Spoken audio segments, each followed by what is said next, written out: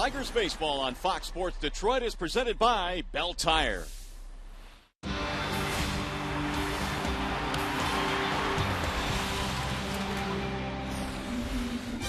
On a gorgeous day here in the Motor City, we wrap up the weekend with a Kids Day matinee here at the ballpark, and we also welcome you to Comerica for the final game in this series. It is Game 4 featuring the Detroit Tigers and the visiting Boston Red Sox. Hi again, everyone. Welcome to Tigers Baseball. Mario and Pemba, Ron Allen. We are glad to have you with us here for the series finale. Tigers go for the series win with a victory here today, and this has been a series, Rod, that has featured two of the top hitters in the American League and really all of baseball. We'll start with Miguel Cabrera. He just continues to swing it. You know, even though Miguel won a Triple Crown last year, it appeared that the country really was not giving him his proper due. He has been known as the best player in baseball, best hitter in baseball, but when he hit those 3 home runs in Texas on Sunday night, that nationally televised game, then everybody kind of jumped on board, and here's the reason why. Take a look at Miguel's numbers since he came to the major leagues back in 2003. There has been really no one better than Miguel Cabrera, simply the best hitter on the planet. All right, now on the other side, the Boston Red Sox have a pretty good player themselves. When you look at the numbers that David Ortiz has started to really kind of put together now over his career, some of the best numbers of really any DH in the history of the game. You know, he might be the first designated hitter to go into the Hall of Fame. And the reason I say that is his numbers. Look at where he ranks: homers, RBIs, runs, slugging. Well, you get the idea. There's been no one better. And for years, they've talked about the fact that guys that don't play on both sides of the ball are going to have a difficult time of getting to the Hall of Fame. David Ortiz might just be the first full-time DH to get there. All right, after a short break, we'll send you back to the Call Sam studios and join Shannon Hogan. Coming up today, JV is on display. Verlander going for his 9th win of the season. Tigers, Red Sox, next.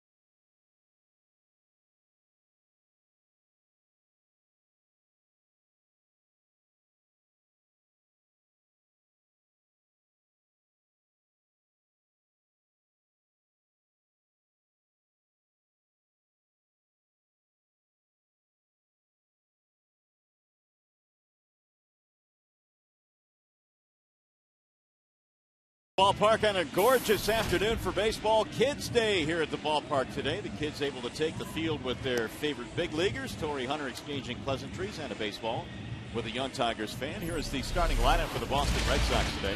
Presented by the Metro Detroit Chevy dealers. It'll be Jacoby Ellsbury leading it off, followed by Victorino and then Pedroia. It'll be Big Papi, the DH, cleaning up. Napoli at first base. Johnny Gomes out in left field today. You've got Drew, Lavarnway, and Iglesias rounding it out for the Red Sox. And Tigers starter Justin Verlander is presented by Family Heating, Cooling, and Electrical. Big game here today for Justin Verlander. His club has taken 2 of the first 3 games. They would love to win this series against the first place team in the East, and they've got the right guy on the mound, but Verlander really has to pitch better than he's pitched lately. Let's take a look at the Tigers starting defense behind Verlander this afternoon. Is presented by Beaumont Health System. You have Garcia, Jackson, Hunter in the outfield. You have Victor Martinez over at first base. It's the 4th time he has played over there, and he's been flawlessly. He's played it flawlessly, I should say. He has not committed an error over at first base. And so Verlander will be throwing to Brian Holiday today. Pena gets the day off. First game catching Justin Verlander. We'll see how this one goes this afternoon. It'll be Ellsbury, Victorino, and Pedroia as we get you ready for baseball today on a sunny, warm afternoon here in Detroit. And Verlander's first pitch is grounded to the right side where Victor Martinez has it. 1 pitch and 1 out. That is something that the Boston Red Sox do not do a lot of. They don't swing very early in counts, but that might be an indication of the way that they're going to come out this afternoon against Justin Verlander. They're going to come out and swing often and early. Meanwhile, Victor Martinez getting to start for Prince Fielder at first base today. Prince, the DH, made that first play flawlessly. Holiday has caught Verlander in spring training. However, in a regular season game, he has not. Here is Shane Victorino, and he looks at a strike 0-1. But spring games are different than regular season games. Holiday recently called up with Alex Avila going on the disabled list. Here's the 0-1, and it's high and away. 1 ball and 1 strike on Shane Victorino, who's had himself a series. In fact, he is 6 for 12 with a homer and 5 RBIs. All 5 of them came in 1 game, and that 4-hit game on Friday. Lifted back out of play, 1-2.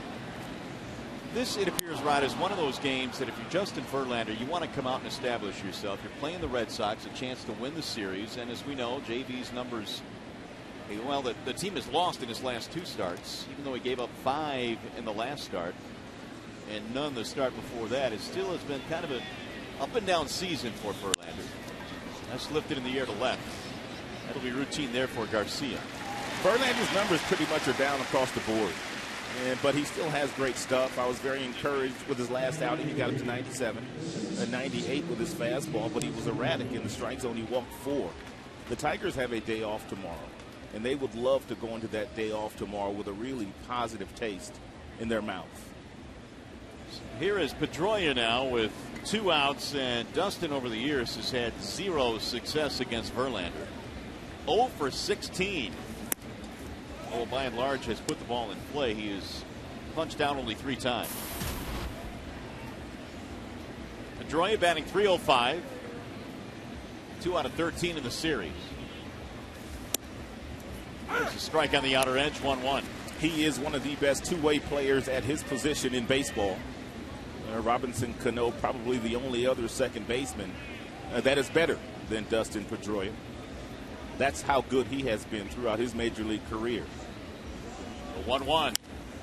Foul back out of play, 1-2.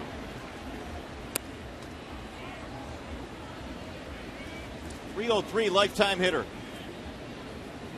8th season in the major leagues.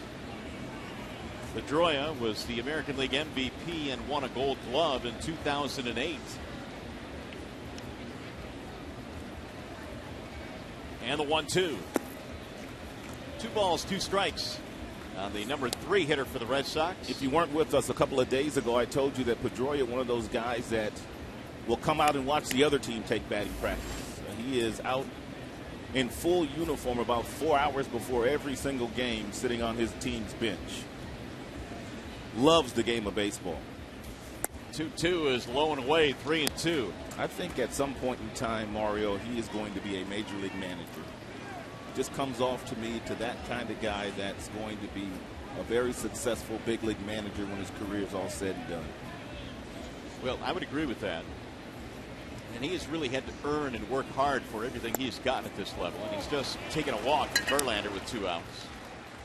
He's not one of those guys. Yes, he is talented, but not supremely talented like some guys.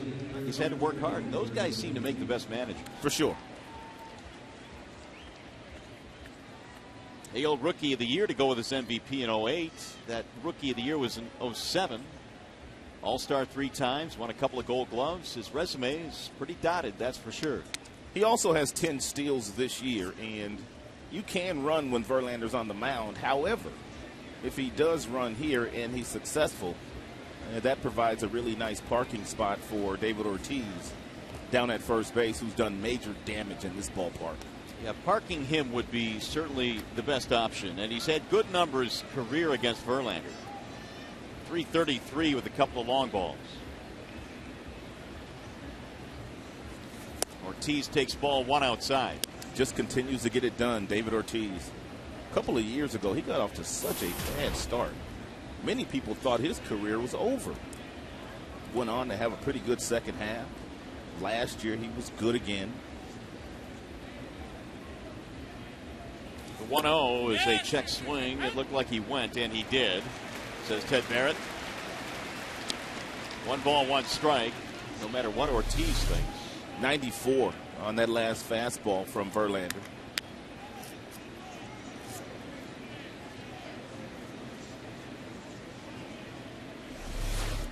The year you were talking about was 09 when Ortiz hit 238. That's fouled straight back. Yet he wanted to knock in 99 runs. I sure did. That's one thing about guys that bat 3rd and 4th and 5th. You're going to get plenty of opportunities to drive in a lot of runs during the course of the season. And if you play every single day, regardless of what your batting average is, most guys are going to be right up there around 80, 90 RBIs because you get so many opportunities. Verlander ready with a 1-2, and here it is. Ortiz swings and misses, struck him out. Inning over, first strikeout for Justin Verlander.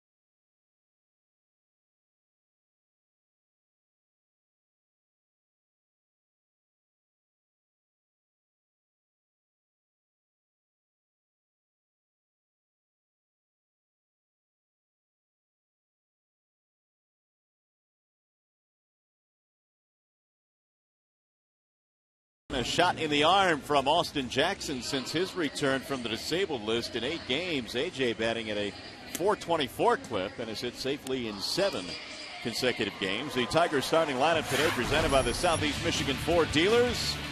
Jackson is at the top, followed by Hunter and Cabrera. Fielder is your DH today. Victor is at first base. Then you've got Peralta, who remains hot for the Tigers. Infante, Garcia, Holiday rounded out for Detroit, and they are facing Felix Doubront. Yeah, Doubront has a fastball that will get up to 94 miles an hour, although he did not touch 94 in his last start where he was simply spectacular. He is probably pitching better than most of the other components of their starting rotation right now. Tim Hortons will sponsor the starting defense for the Boston Red Sox this afternoon. You have Victorino, Ellsbury, and Gomes in the outfield, Iglesias, Drew, Pedroia, Napoli in the infield, and Lavarnway, and catching his 4th game today and his 54th career start. Saltalamacchia was behind the plate in last night's game. Lavarnway here today. And the first pitch is in for a strike on Austin Jackson. And Doubront also features both breaking balls, which would be the curveball and also the slider, a changeup, and an occasional split finger fastball. Quickly ahead in the count, 0-2. Doubront is 25 years old, a native of Venezuela, 6'2", 225.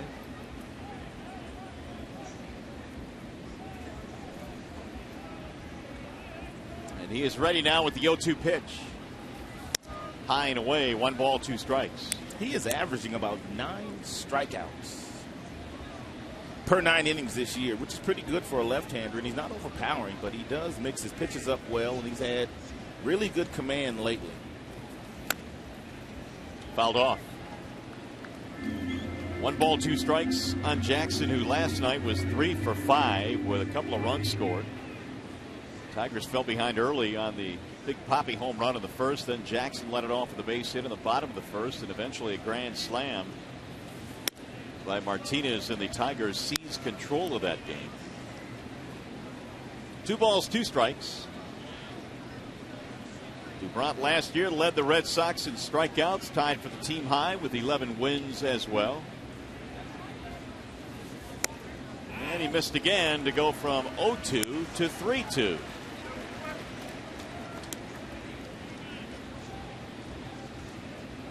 Torrey Hunter waiting on deck.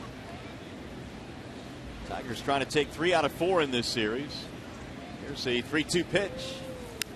Fouled straight back. Tiger offense certainly looks a whole lot different when you've got guys like Jackson and Martinez providing some punch, and we saw that last night. If Victor can get it going now, hopefully last night's game will get him going. They'll be awfully good. Again, the 3-2. And Jackson leads it off with a walk. Doubront is one of those guys that you must get early. You can see the first time through the batting order, and 330 is what they hit against him, but the second time around, he gets a lot better, and even better the third time around. So let's hope they can get to Felix here early today.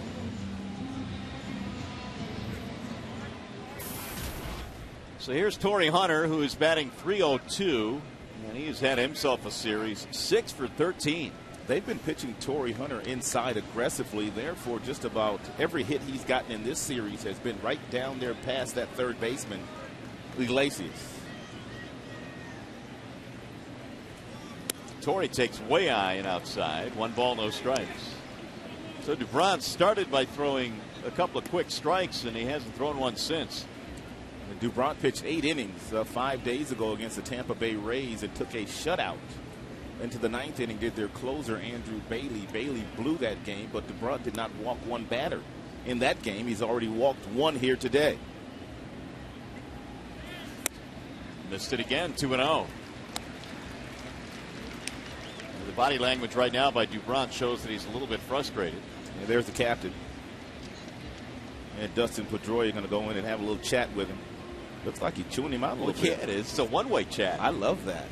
Let's go. Throw strikes. I love looking up at him and yelling at him. That's a good point. I love that. The Mighty Mite comes in and tries to straighten out his pitcher. 2-0.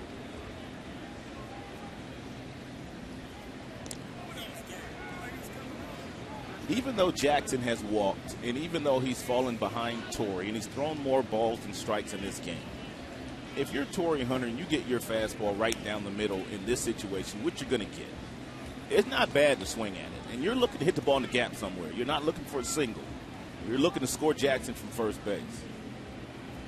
Here it comes. Well, he missed high and away. Now it's 3-0. Gave him the fastball, but he has lost sight of home plate. Jackson at first, just underway. We're in the bottom of the first inning. Felix Gubrandt has had trouble throwing strikes.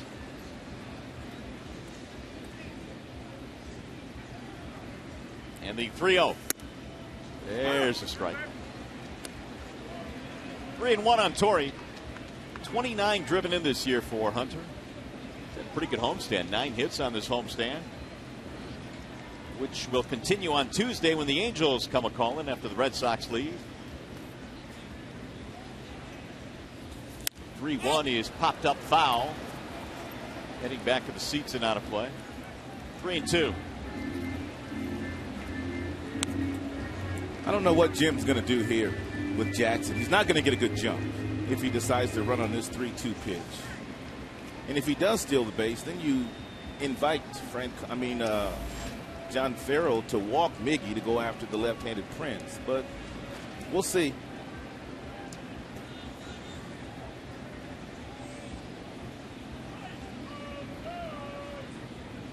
Runner holding, and he's ball 4 high. So put 2 runners aboard, back-to-back walks to start this inning. Told you Gubrandt pitched 8 innings his last start, did not walk 1 batter. And before he left the game, he had retired 17 in a row. But off to a very shaky start here today. Well, he's in a bit of a jam here with 2 walks to start the inning. LeVarnway is out to talk to him because he's got to deal with Cabrera and Fielder now, and even Martinez. Let's see how he responds. And there's a pretty good chance that one of the 3 is going to nick you.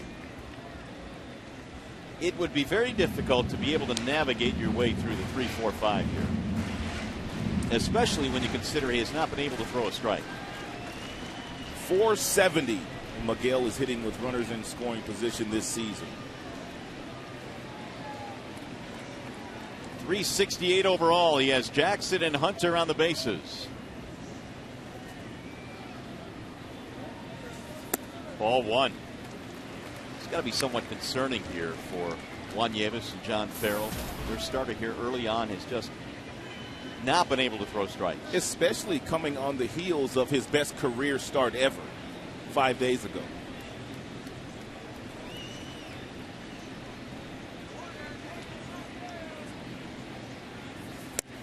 Missed again, 2-0. And Cabrera not expanding the strike zone there. He's ahead of the count.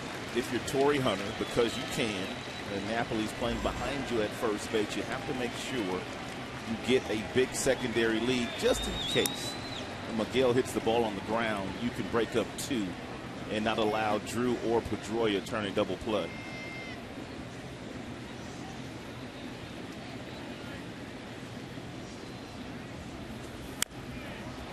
Grounded foul, third base side, 2-1. Well, even though Gubrandt did not walk anybody in his last start, he has had a 6-walk game. He's had a 5-walk game. So there have been cases this year where he's struggled with a command, and that seems to be the case early on in this one. 2-1 on Miguel Cabrera, who has hit safely in his last 8.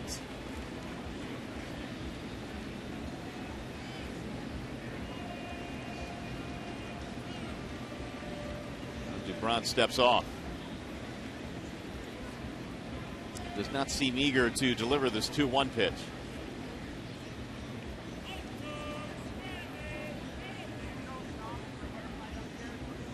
Here it is. Outside, 3 balls and 1 strike.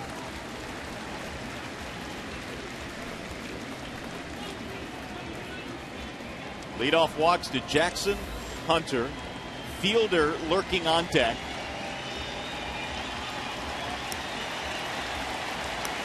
Farrell getting a little antsy. Here comes the crowd early in this game. Another huge crowd this afternoon jammed into the ballpark. And the 3-1. Driven in the air to center field. Ellsbury's on the run. Still going back. Can't get it up against the wall and over the wall. Into the bushes. It'll be a ground roll double. 1 run will score. That's Jackson, and the Tigers take a 1-0 lead.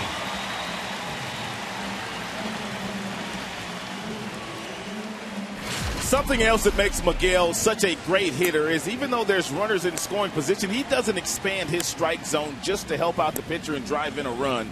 And it appeared that he went down and took this ball out of the dirt and hit it with one hand 420 feet from home plate. It's amazing how strong he is when driving balls into that direction. 3 batters into the inning. Dubron has not gotten an out. It's 1-0 with runners at second and third. And now Prince Fielder. Breaking ball sails inside, 1-0. Boy, Cabrera's something else, man. Just an absolute rocket. 1 hop to 420 out there in center.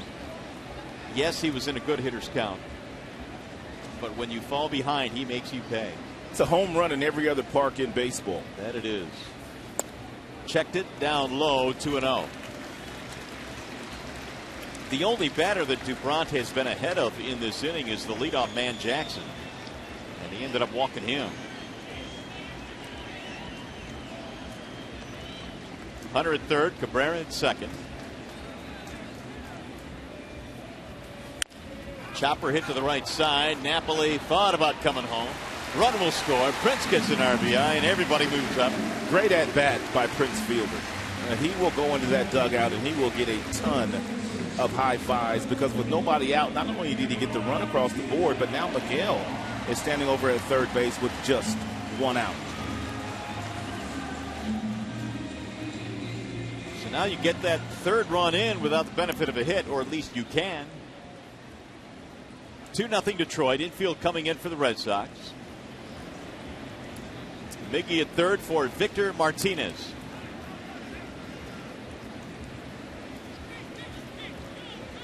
Three for 10 in the series, 5 RBIs in last night's ball game.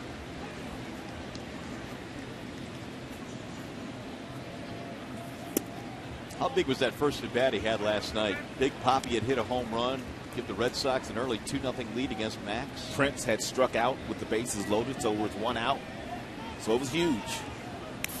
Grand slam just turned that game right around early. It allowed Max to settle in. And Max might give up 1 run in the first, but after that, he is in straight shutdown mode. In for a strike, 1-1. Here's that big fly in last night's game. Went down to get 94 and drilled it to right field.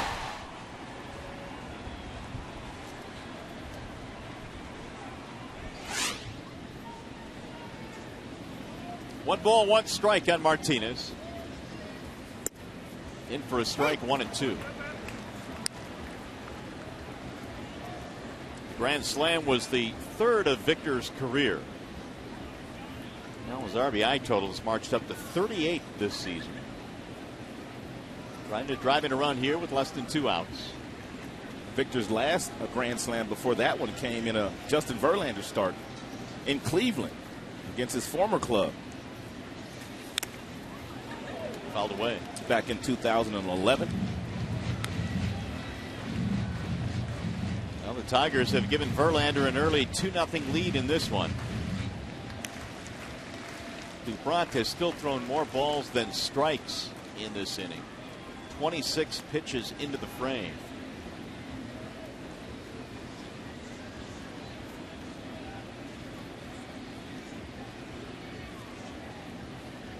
Here's the 1-2. Spoil that one back into seats.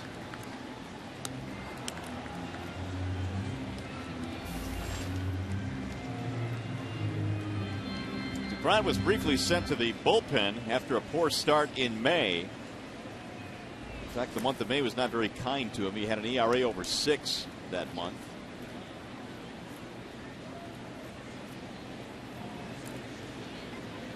Still only 1 out, infield in. And again the 1-2. Ground ball to third, right down to a knee is Iglesias. He'll throw from a knee to get Martinez. That ball ate him up a little bit, and he still was able to throw him out from 1 knee. Still learning that position. He is a shortstop by trade, and he's going to be a real good big league shortstop for a long time. But that ball kind of handcuffed him. And then he knew he had plenty of time, and he knew he could throw accurately across the diamond, even though he was throwing from 1 knee.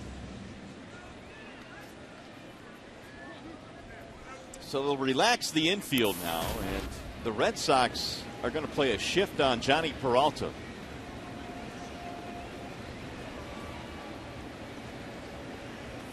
They have one defender to the right side of the infield. Everybody else is swung around. Well, they're just trying to get into Peralta's head here because his track record this year would indicate that he is driving the ball the opposite way a little bit more frequently than he has in the past.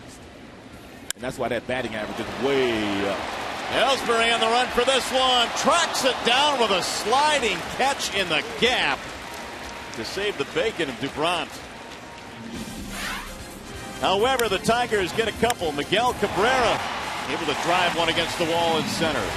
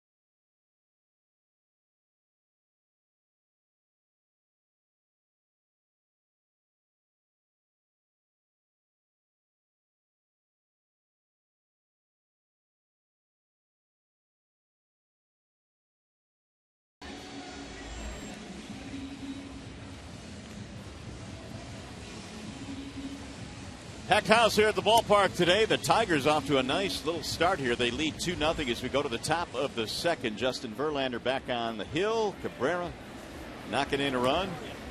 Fielder knocking in a run. And the Tigers up by a pair. It'll be Mike Napoli to lead it off. Napoli, Johnny Gomes, Stephen Drew for the Red Sox here in the second. Tigers got a couple of runs on the benefit of one hit, but a couple of really nice defensive plays helped out Dubrant. Napoli batting .262. And he takes strike one right at the knees. Do you know the total story with Napoli this offseason when he agreed to a 3-year contract and obviously didn't sign that contract, and when taking the physical came up with some kind of an ailment where they didn't honor that 3-year deal? Do you know exactly what went on there? I don't know the particulars or the ailment. That I do know that he was ready to sign that deal, and all of a sudden the physical kind of changed all of the particulars. Something that went on with his hip, some kind of degeneration in the hip is what they diagnosed, and therefore he has to get a lot of treatment every single day. Which is somewhat ironic because there's no degeneration in his numbers. He's on pace for 102 RBIs this year. Well, he's earned that deal that they initially were going to give him, and hopefully by him putting up the good numbers, they will give him that same contract when this season's all over with. What do you got on these beards, by the way? Well, I mean, they're different, and they got a team full of them. Yeah. They're winning some games, so I guess it works for them. Absolutely, whatever it takes. Baseball players they're never superstitious, are they? Just a little bit. Just about all of them are, I would expect. What was that bullpen in Pittsburgh calling themselves? The Shark Tank. The Shark Tank. Yeah. I mean, it's just kind of, there's a name out there every now and then, or whether it be facial hair, the teams just kind of gravitate to for the entire summer. That's flared towards shallow left center. Going to drop. Base hit right in front of Garcia. Before the Tigers really started playing good baseball here, it was gum time. Remember that? Nate Robertson. Oh, my goodness. You pulled gum time out of your back pocket. What year was that? Was that like 05, I think? Something like that. Gum time. Yeah. Here's Johnny Gomes. Big inning here for Verlander. His team has just gotten him 2 runs in the bottom half of the first inning. He must turn in a shutdown inning here against the Boston Red Sox. Gomes has 5 home runs. He is 0 for 4 in this series. Getting the start here today in left field. Napoli, modest lead at first, and a ball high from Verlander. And Gomes was playing last year for the Oakland A's, and of course Verlander was dominating his squad in the postseason. Johnny Gomes wasn't getting many starts against Verlander.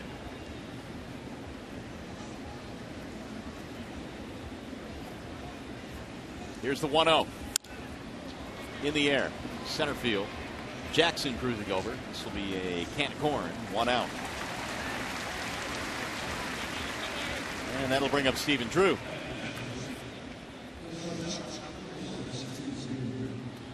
Well, the Red Sox have been able to put it together this year. The best record in the American League and really the 3rd best record overall in baseball. Only the Cardinals and the Pirates, yes, the Pirates in the National League have a better record in the majors than Boston. I've always thought that their ballpark and the way that it's constructed provided them with one of the best home court advantages in all of baseball. But they are playing some really good baseball away from Fenway Park this year. That they are. Their away record has been really, really good. 22-17, despite losing 2 out of 3 so far here at Comerica.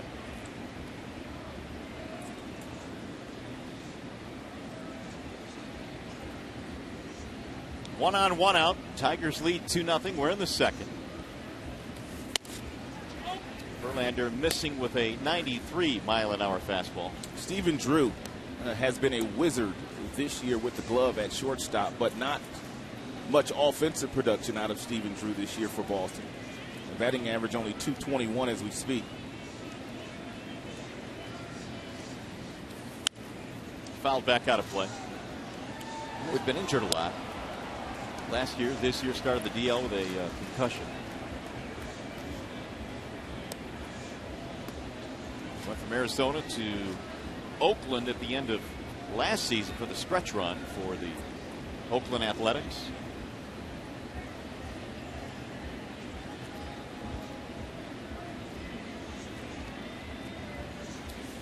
Swing and a miss. He left the strike zone there, 1-2. And so Verlander reaching back for 94 that time.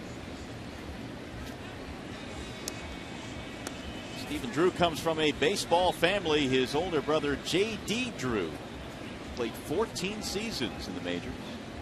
He could hit. And the 1-2. 2-2 the count.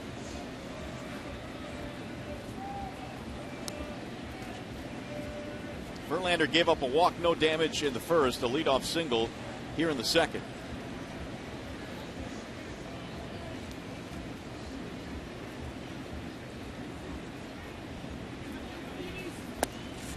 Now the count will fill at 3 balls, 2 strikes.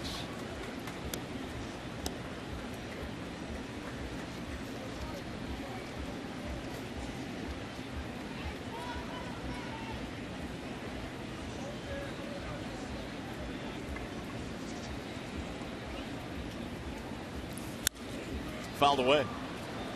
Typically, it'll be a catcher leading a pitcher, but in this case today, Rod, how much do you think it might be the other way around with Holiday catching Verlander for the first time? There might be a couple of situations where Verlander will be adamant about a certain pitch that he wants to throw. But if Justin wants to be at his best, he will allow Holiday to lead him today. Very difficult for pitchers to think along the same lines as their catcher. Fouled away again. I'm sure that Holiday, knowing that he was going to catch Verlander here today, has talked to Jeff Jones, the pitching coach.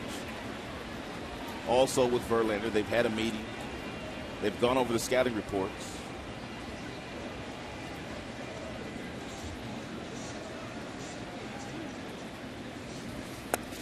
And he walked him. So Drew gets a base on ball. Second walk now for Justin Verlander. That'll put 2 men on with 1 out. Hey, you can join us again Tuesday The Angels are coming to town. Coverage begins at 6 p.m. with Tigers Live. Tigers and Los Angeles Angels, Tuesday night at 6, right here on Fox Sports Detroit.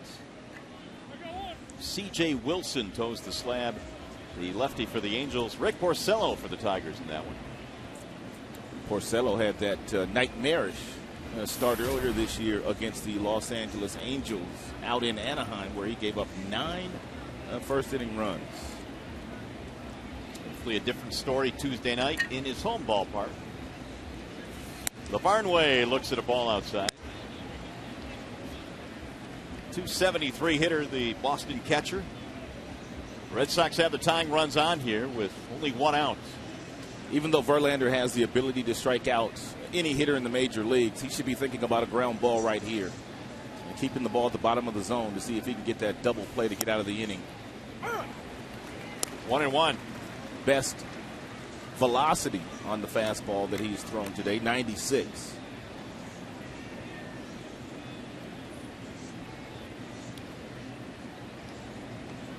Barnway in the series 1 for 3 with a double. Fouled back out of play. Barnway played his college ball at Yale. He is an Ivy Leaguer, and there have been a few guys recently that have gone on to play Major League Baseball from Yale, as you see some of the particulars on Mr. LaVarnway. He has a teammate from Yale, too, doesn't he? Breslow? Breslow went to Yale, his current teammate. Ron Darling went to Yale, former Mets pitcher. Now LaVarnway, there are a bunch of guys in the 20s and 30s that most of us probably wouldn't recognize. There's a bouncer back up the middle, though. It'll get into center field. Napoli rounding third. He'll come home and score, and LaVarnway finds a hold and makes it a 2-1 game. Slow roller right back up the middle into center. He had LaVarnway right where he wanted him. The count is 1 ball and 2 strikes. It's a 96-mile-per-hour fastball that's up in the zone that he hits right past Justin for a solid single, and Boston is now on the board themselves in the second inning. The Red Sox have their second hit. 2-1 ball game. Third RBI of the season for LaVarnway. That'll bring up Iglesias, the number 9 hitter.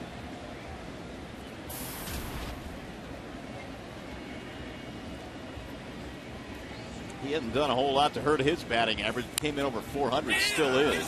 That is bunted foul. And Verlander arguing that he might have been out of the box when he made contact with it, but not so.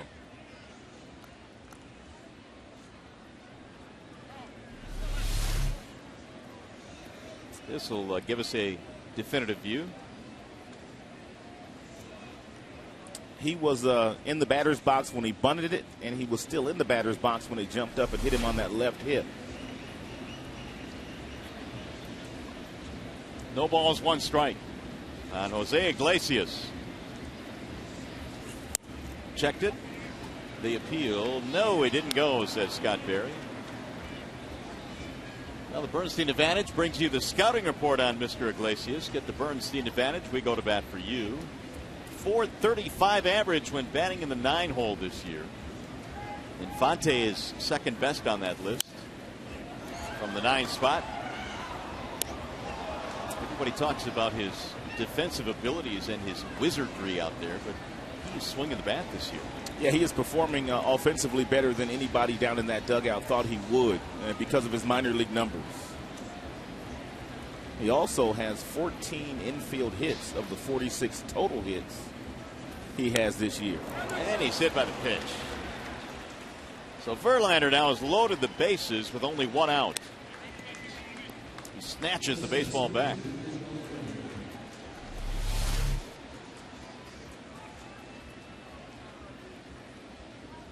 Breaking ball that got him on the front elbow.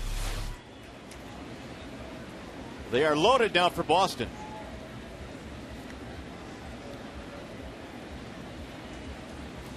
And that'll bring up the top of the order, Jacoby Ellsbury.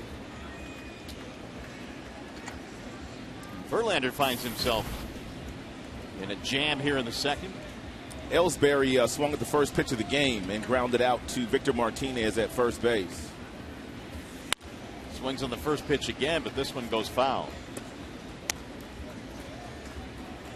It's a wise decision there by Verlander to throw him an off-speed pitch, and which had him out in front.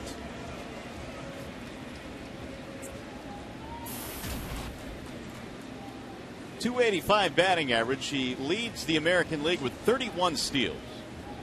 In fact, he had 5 steals in a single game against the Phillies back on May 30th. Jacoby Ellsbury will hit the free agent market this offseason, and he'll be looking to cash in. His agent is Scott Boras, so more than likely he will cash in. Ball low, 1-1.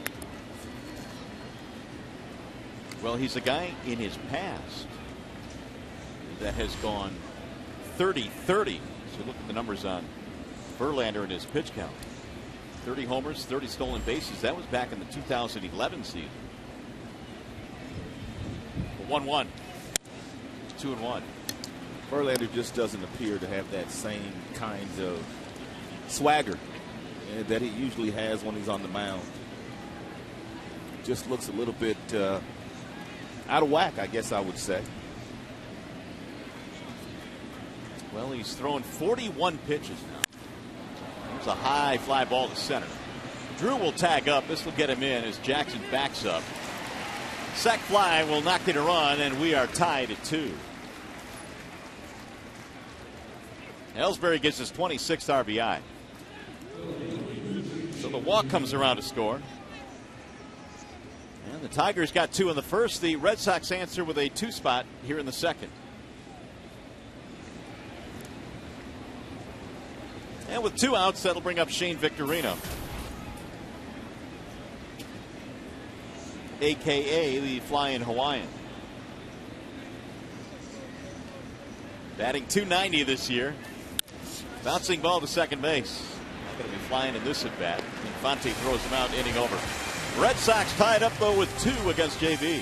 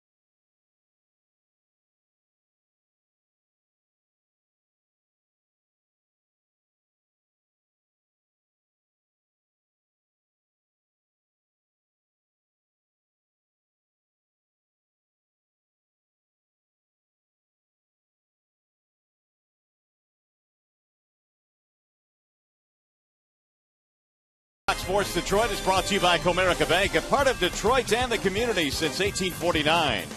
Ram trucks engineered to move heaven and earth. Guts, glory, Ram. And by Juicy Juice, the very best juice for the very best kid. Back here at the ballpark, it is a brand new ball game now, 2-2. Still very early. We go to the bottom of the second. The Tigers got 2 against DeBrant in the first inning, and the Red Sox answer with 2 against Verlander. And I'm not sure, Rod, you can shoehorn one more person into the ballpark today. All weekend, really. Sell out here on Friday. Place was packed yesterday. I mean, this is impressive. There just are folks all the way to the top of this ballpark. They are in the standing room only areas, packed in there. Baseball, summertime in the Motor City. hanging out in the jungle. Omar Infante leads it off, and he looks at ball one. Summer officially kicked off a couple of days ago, and Mother Nature ain't playing. It's toasty today, too. No, she's not. It's 86, and I think we're on our way close to 90 today. So Dubron starting the second like he started the first. He's fallen behind. 2 balls, no strikes. Pulled foul, 2-1. Omar hit his 5th home run of the season in last night's game. The game was out of reach, but he got himself a breaking ball, went down and got it and flipped it into the Tigers bullpen. Omar having an all-star type season himself. 5 homers for Infante. 2-2 the count. Omar in the month of June batting .324. He also hit .300 in the month of April. 2 out of the 3 months to start this season. He's been over .300. A lot of offense in the bottom of the Tiger lineup from Omar. Ball low, 3-2. Very quiet, unassuming presence in the clubhouse. Just checks in every day and does his full day's work. Right back up the middle into center, base hit.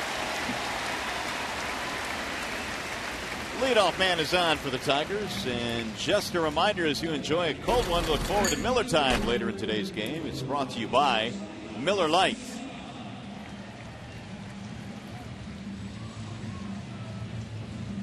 Here is Avisail Garcia.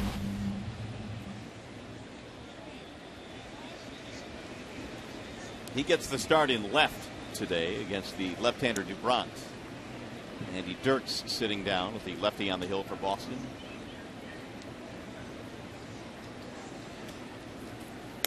Ball 1 to Garcia. Javi right now trying to bust an 0 for 10. He's batting .264. Meanwhile, Dubron has gone first pitch strike on 1 of 8 so far. That is it. And that one was the leadoff hitter, Jackson.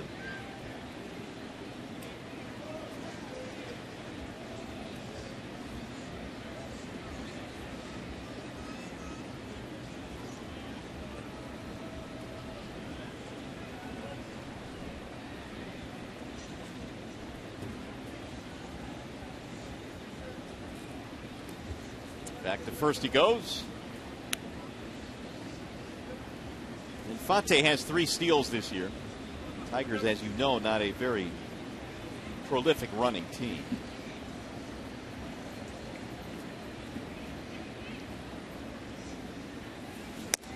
Ball outside. Seeing more and more first basemen now, Rod, actually playing off the bag at first base. It used to be they'd be anchored on the bag, take the pickoff throws. You got Napoli down there. Prince does it as well. Used to be just a thing that Tony La Russa kind of started with his first baseman. Now it's kind of caught on to a lot of major league clubs. And that's something Socha has done as well with the Angels. La Russa, as you mentioned. Swing and a miss. And it's 2-1 now on Garcia.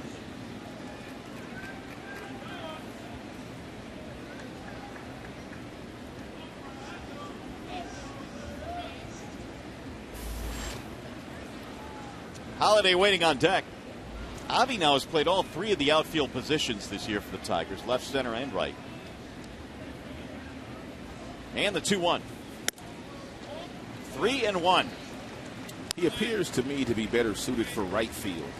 He's got the big arm out there. Although he does have some speed, he does not get the same kind of jumps that Jackson gets in center field. He'll hit enough to play left. But that arm really plays nicely for Garcia in right field. Wave and a miss. He's gotten himself in a couple of really friendly fastball counts, 2-0 and 3-1, and has swung right through the 91-mile-per-hour fastball thrown by Dubron.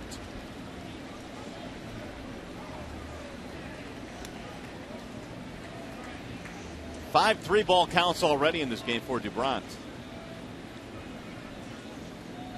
Carter holds on 3-2, hitting the air to right. Hit pretty well. Victorino going back, edge of the warning track. And Infante scampers back. One gone. Victorino's been playing a lot of games with Miguel, Torrey Hunter, base hits into right field, coming up and throwing the ball to first base. They've been having some fun in the series. Victorino has 5 assists this year. Really good throwing arm from that right field position. Remember Dewey Evans? He had maybe one of the best arms in right field that I've seen. He sure did. Jesse Barfield, Dave Parker. Here's Brian Holiday now with 1 out. Holiday 1 for 4 at the major league level this year. Sends a ground ball foul. Alex Avila starting a rehab today with Toledo. They're playing Pawtucket in Toledo, so we'll see how long Avila is down there. In the meantime, Holiday splitting chores now with Brian Pena, who has gotten most of the starts since Avila went on the disabled list. Ball outside, 1-1. Well, Avila would have to stay down there at least for another week, wouldn't he? Yeah, good point. Before he's eligible to come back. But we'll see if it's any longer than that. I would assume it wouldn't be. In the meantime, Pena has filled in nicely.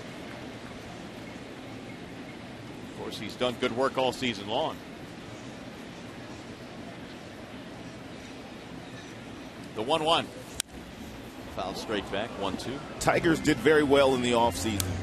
They really only made a couple of additions. One was Torrey Hunter, and the other one was Brian Holiday, and they couldn't have brought in 2 guys with better personalities, better attitudes, guys that have the ability to go into that locker room and mesh with their teammates.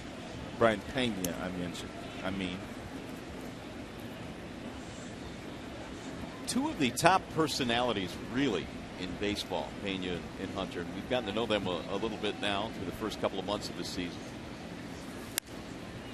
That'll get back out of play. And I guess if you made a scale or a list of players that really appreciate what they have in the major league level, both Pena and Hunter are near the top of that list. No doubt. I was talking to John Farrell, the manager of the Boston Red Sox, a couple days ago down in his office, and he said on the other side, a guy like Torrey Hunter, huge deal for your team.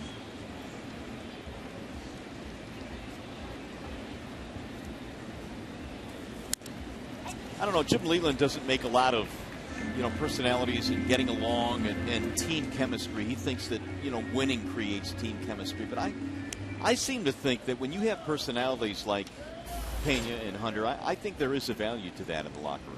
Well, just look back to last year in the postseason, how loose that Giants clubhouse was and how tight that Tigers clubhouse was. Dubron ready again with a 1-2, and they got Infante picked off. They'll throw down to second and apply the tag. It'll go caught stealing.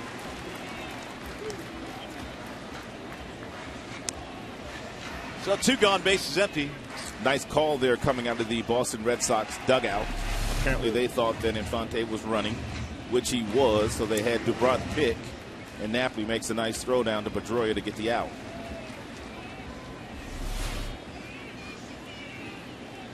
One, 3-4 to catch Infante. 2 gone now, and a 1-2 coming to Brian Holiday. Back up the middle into center. That's going to drop. Base hit. 2-out single. Here's today's high-speed stat brought to you by Charter Internet. And we well documented the fact that Austin, when he first came to the big leagues, he swung and missed quite a bit.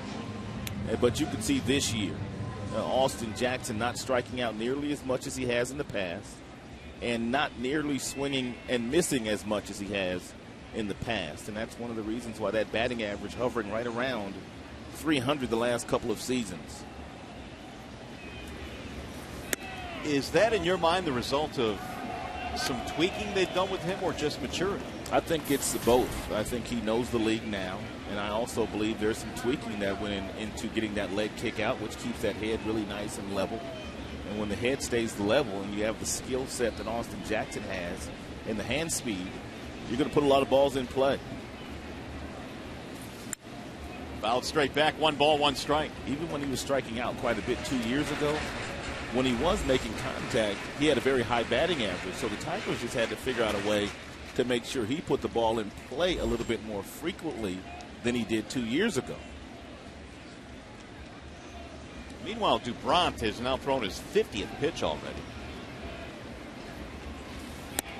In fact, he threw 30 pitches in that first frame. And he's gone to 2-1 now on Jackson. Austin walked and scored a run on the double by Cabrera back in the first. John Farrell, former pitching coach, now manager of the Red Sox. In fact, he pitched briefly with the Tigers as well in the big leagues. Ball low, 3-1. You don't see many former pitchers translate into big league managers. A lot of catchers.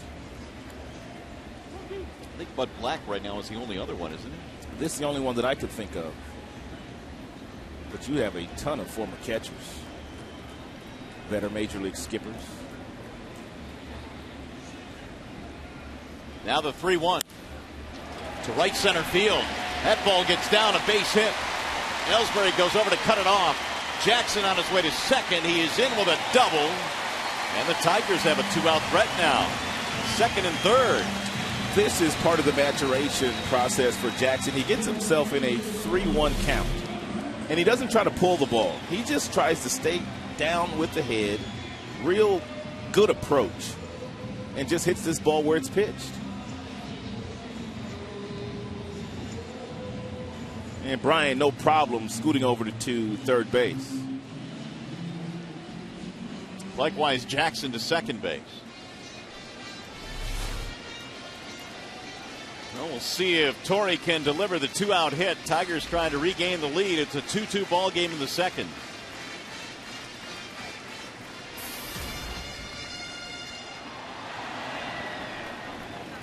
Base on balls and a run scored in the first inning for Hunter.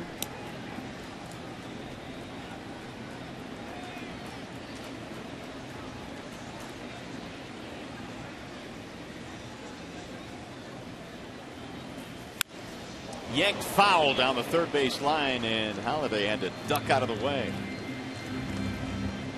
0-1 on Torrey. Dubrant, a couple of years ago, was the Red Sox minor league pitcher of the year. That was 2010 when he won 8 ball games. Last year he won 11 at the major league level.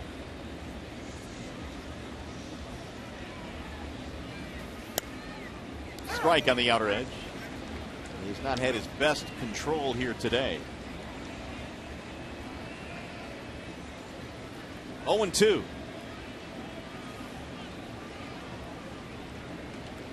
Halladay at third base. Jackson at second base.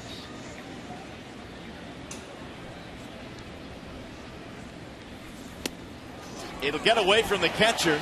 Here comes Halladay, and he will score standing up.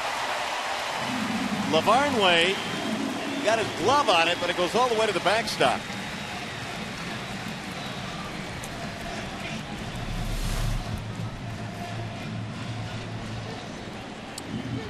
That's going to go down as a pass ball. Right off the webbing. Dubrant has thrown 5 wild pitches this year, but that should not be a wild pitch. Pass ball scores the run. 3-2 Detroit.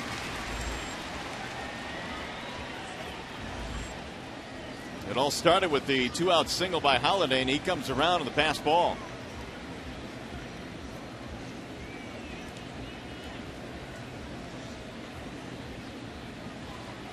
Jackson at third with 2 away.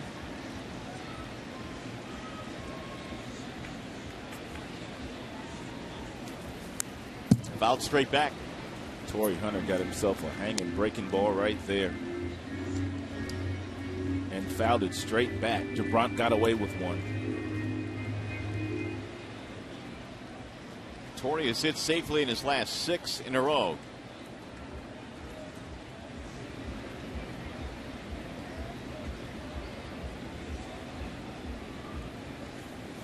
Swing and a miss. Down he goes via the strikeout. Inning over. Tigers regain the lead. Tigers baseball presented by Bell Tire.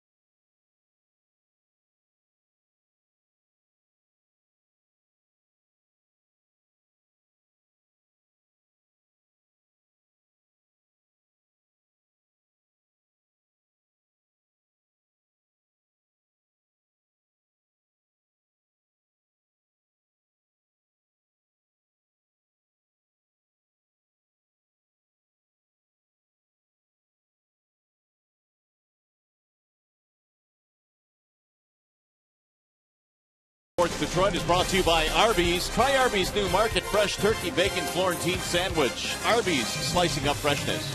And by Bell Tire. Get the lowest tire price, period. Bell Tire.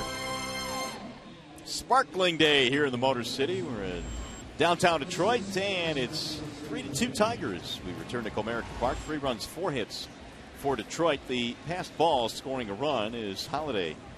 Comes in to score. Breaking the 2-2 tie, it'll be Pedroia, Ortiz, Napoli facing Justin Verlander. JV gave up a couple of runs in the second. Third inning is underway with the ball outside to Pedroia. Base on balls back in the first, but did not score.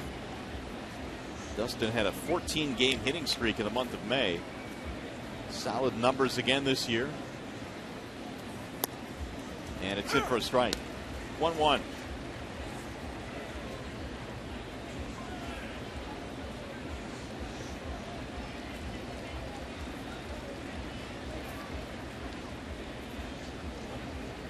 Here's the 1-1 pitch.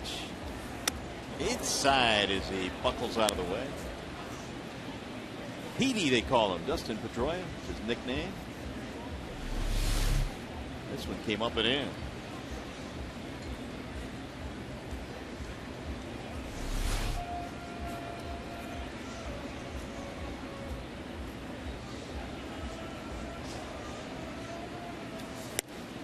That's it for a strike. Do you remember what they listed Jose Altuve at? Was it 5'5"? 5'5". 5'5". Yeah, Pedroia's 5'8". He's a good 3 inches taller. Which kind of gives you an appreciation for Altuve's game. That's right. At his size, to be able to have the success he's having. 2-2 on Pedroia. High and away, 3-2. Yeah, both guys not very tall in stature, but they play like they're about 6'4", 6'5". Both of them do. The great thing about the game of baseball, you can really be any size and have success. And he's big, and he plays big. David Ortiz. 3-2 is on the ground with the shortstop. Peralta with the backhand. Quick flip is scooped, not in time. Pedroia beats it out, an infield hit. It's unfortunate that Johnny Peralta is going to get an error there. And he had plenty of time to shuffle his feet back toward first base instead of throwing flat-footed, and to get more on the throw to get Pedroia. It's a base hit for They Pedroia. give him a hit? Yeah. I think I agree with that. What'd you think the error? I think that's an error. He had time to get him. So Pedroia is on. It'll be the 3rd hit of the game for the Red Sox. Here comes Big Papi. Meanwhile, another base runner here against Verlander. Johnny's so automatic over at shortstop. And when you see him throw flat-footed, you just kind of think he probably should have did it differently. Ortiz struck out against Verlander in the first. That's it for a strike, 0-1. Big numbers for Big Papi throughout his career. He's 37 years old now. 11th season with the Boston Red Sox, and this guy seemingly has hit as many dramatic game-ending home runs as anybody in Boston history. 6 times he's been the DH of the year. Began his career with the Twins, but has done most of his major damage with the Red Sox. Missed it outside, 1 ball, 1 strike. Twins didn't offer him a contract, and he was able to sign a contract with Boston, as you mentioned, 11 years ago, and the rest is, I guess, history. And for Boston, really good history. Inside, 2 balls, 1 strike. Here's some of the numbers that he's posted as a designated hitter. There has been no one in the history of the game better than David Ortiz.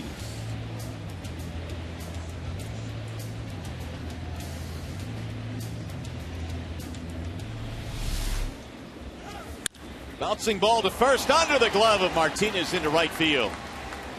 That'll send Pedroia to third base. He is in there standing up. Back-to-back hits for the Red Sox, and they are in business here in the 3rd. David Ortiz has that real high leg kick, but the key to the leg kick is you have to get that foot back down before you start your swing so you have your legs underneath you. And he does that, and he's able to generate some real good bat speed. And that ball right underneath the glove of Victor down at first base, although hit very hard.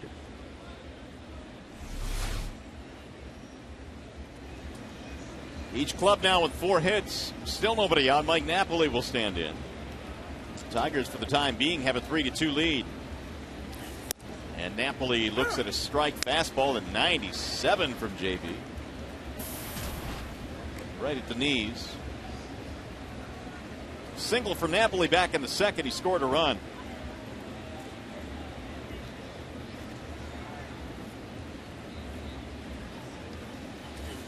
Way outside. Talking about the year that Napoli is having and how it's been one of his better years. He is on pace for 102 RBIs, the most he has had in a big league season. 75. That was his previous high.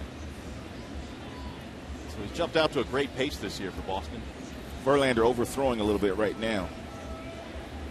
Here's the 1-1. 1-2. Through that 97-mile-per-hour fastball to Napoli. Then he's come back with back-to-back sliders. That one was 89, but the previous pitch was a 90-mile-per-hour slider.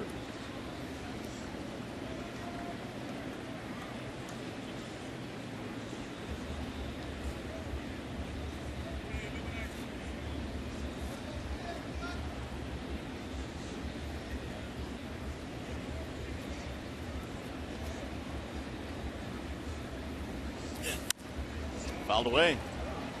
98 that time from JV. So he senses here that he needs to strike out of Napoli with a 1-run lead. He's been reaching back early in this game.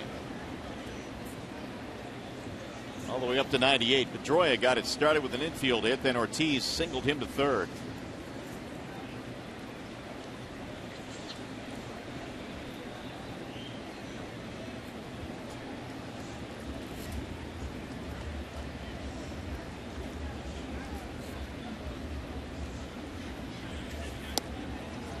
Verlander missing inside.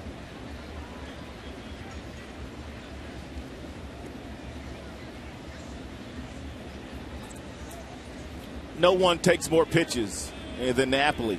He sees almost 5 pitches per plate appearance this season, which is the most in the majors.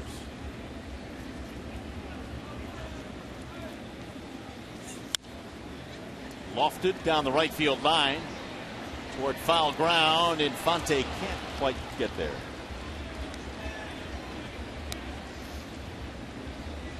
Two and two, the count stays on Mike Napoli.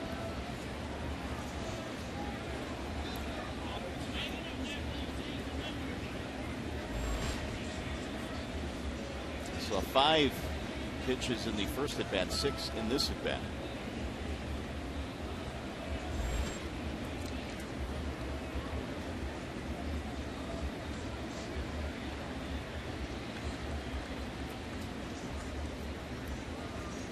Two and two. 3-2 Tigers lead. We're in the third.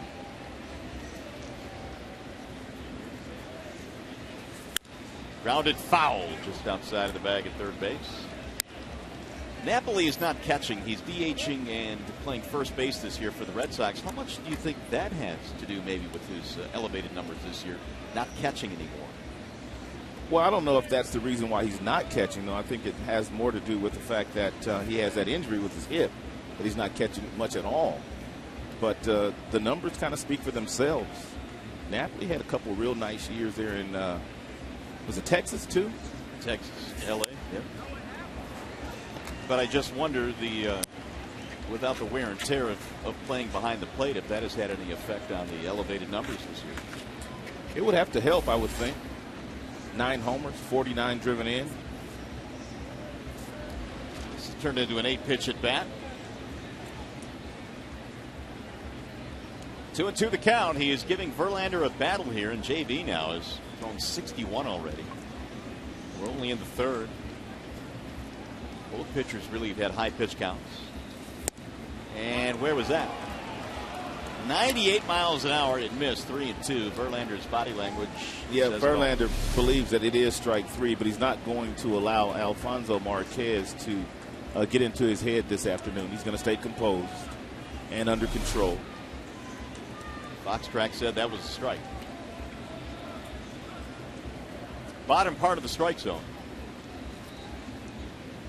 Here's the 3-2 runner goes. And it's tapped foul. So we'll do it again. John Farrell, their manager, and really giving Napoli the benefit of the doubt. He started David Ortiz on that 3-2 pitch from Verlander. Ortiz does have 2 steals this year. Really? He does. You're making that up. No, I think it's 2 for 2. You're right. 63 pitches now for Verlander. He's thrown 21 in this inning and has yet to record an out. Runner goes again. Ground ball to short. Johnny to second one. Relay to first. Threw it away. That'll get a run in. Pedroia comes around to score. And it's a 3-3 game.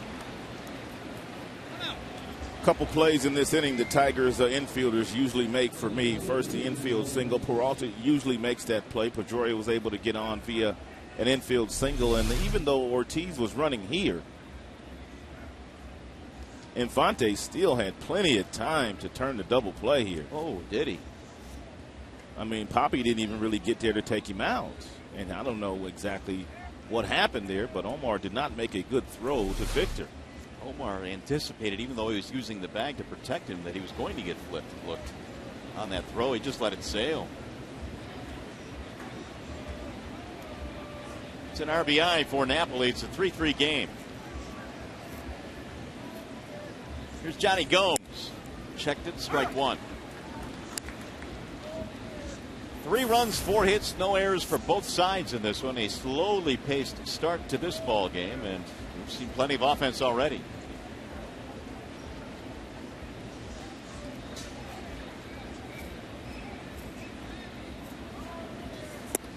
Big swing there by Gomes. Went through a breaking ball, 0-2.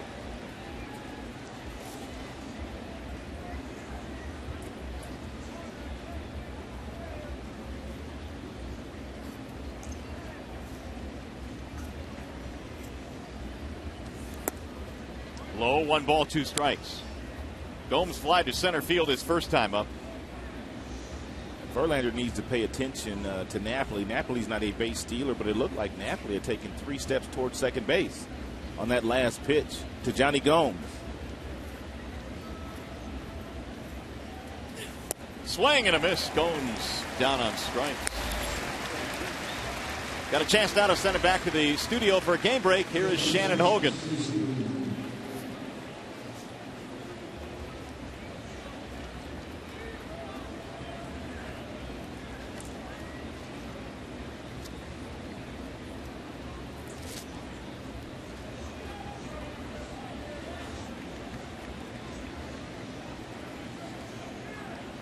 What the world's going on with the Blue Jays?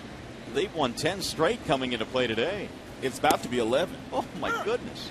And that's a team the Tigers will see on the next road trip. They'll be cooled off by the time we get there, though. Well, if they're not, we're going to have to cool them off ourselves. Stephen Drew stands in. It wasn't looking good for John Gibbons there, his second tour of duty with the Toronto Blue Jays at the beginning of this season. Here's the 0-1. Ground ball, right side, foul. No, it wasn't, but a 10-game winning streak will cure a lot of ills. They're out of last place now. They're only 6 games back.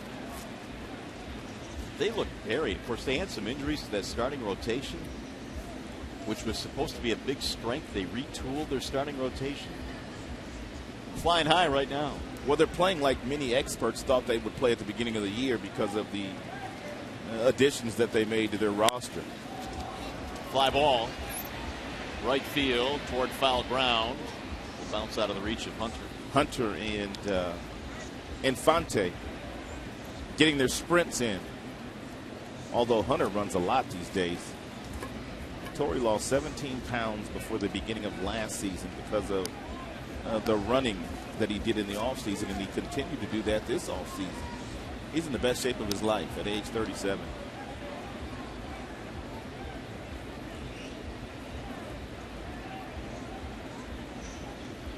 And the 0-2. Tipped it into the glove for strike 3. He got it. That's a foul tip, Ryan. You're good. Inning over. Red Sox tied up, though.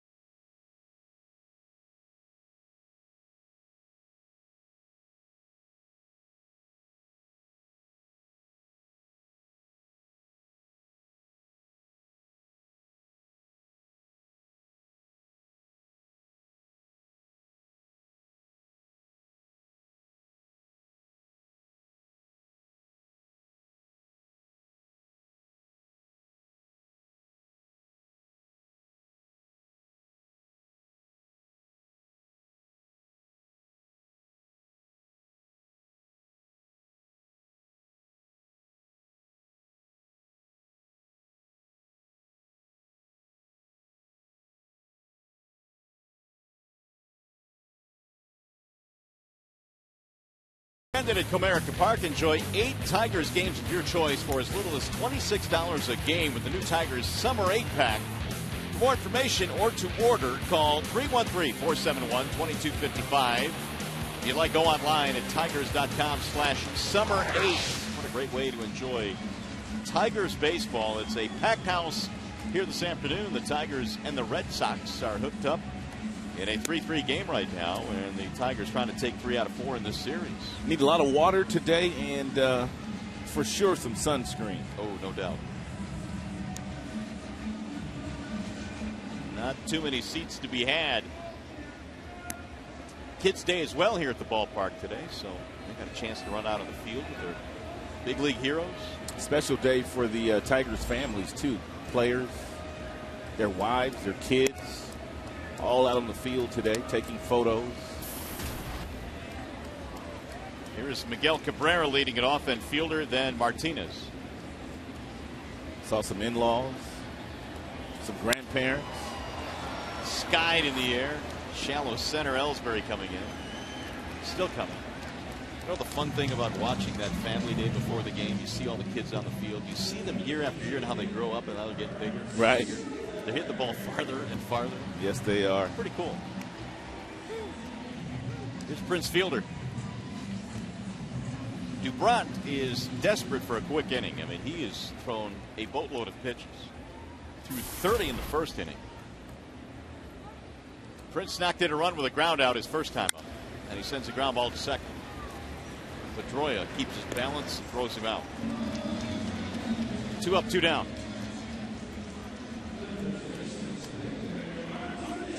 We got Victor Martinez.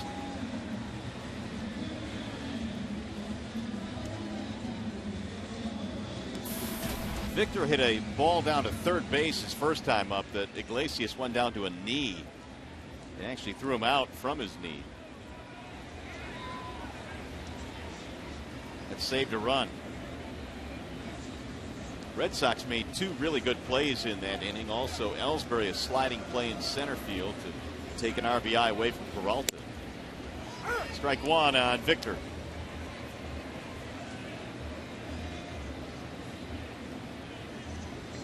3 for 11 in the series for Martinez. 5 RBI night last night here at the ballpark.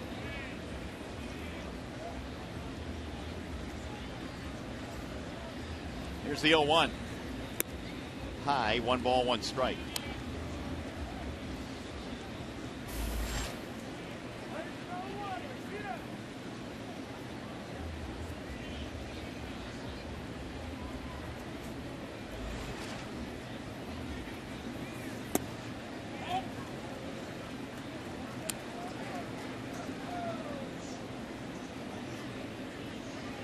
38 RBIs for Martinez, courtesy of his 5 RBI night last night.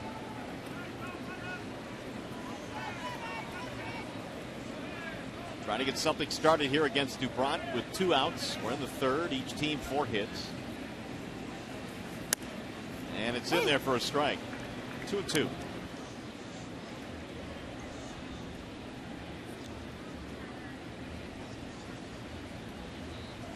Dubron came in with a 2.81 ERA over his last 7 starts, but had trouble throwing strikes in the first inning, walking the first 2 batters. There's a bouncer to short. That'll be a routine play for Stephen Drew, and the Tigers go quietly in the 3rd. 1-2-3.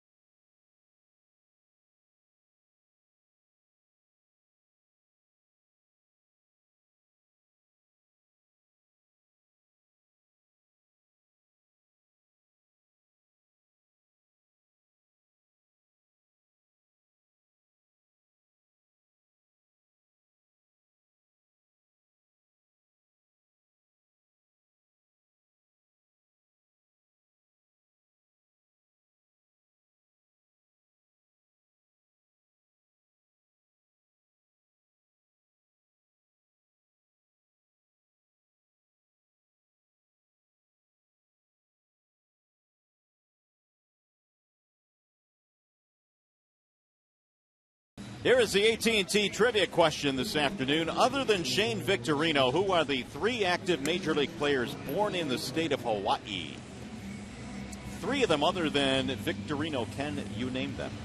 Active big leaguers. I think I got 1. Do you? How many you got? I think 1. That's it. He is 32 years old, Mr. Victorino, out of Wailuku, Hawaii. Hope I pronounced that correctly. Well, we go to the 4th inning. Ryan Lavarnway will lead things off for the Red Sox. I have another guy, but I think he's in the minor leagues right now, so he would not qualify. Ball outside to Lavarnway. Iglesias and then Jacoby Ellsbury as we go to the 4th. 3 runs, 4 hits for both sides in this one. Lavarnway had a single to drive in a run against Verlander back in the 2nd. The 1-0 is outside. 2 balls, no strikes.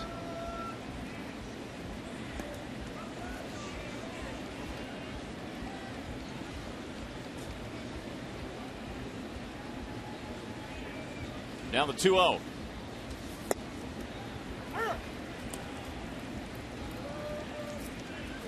.75 now for Justin, and there is his ratio. He was reaching 97, 98 in the last half inning after he got into some trouble. A couple of leadoff hits. Missed again. 3-1.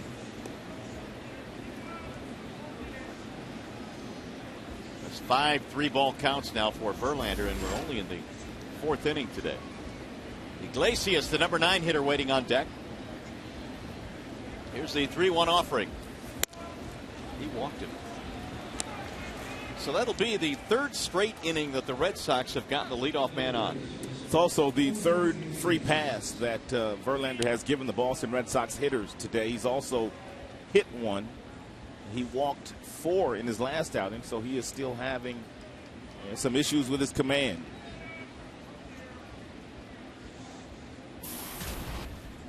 guy that he hit is Jose Iglesias. Almost with a breaking ball back in the second.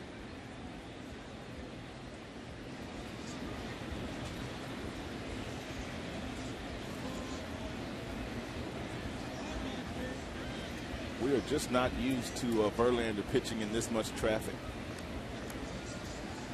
They had a runner in the first. They had, well, seemingly everybody on base in the second. A couple of walks, hit batter, a single.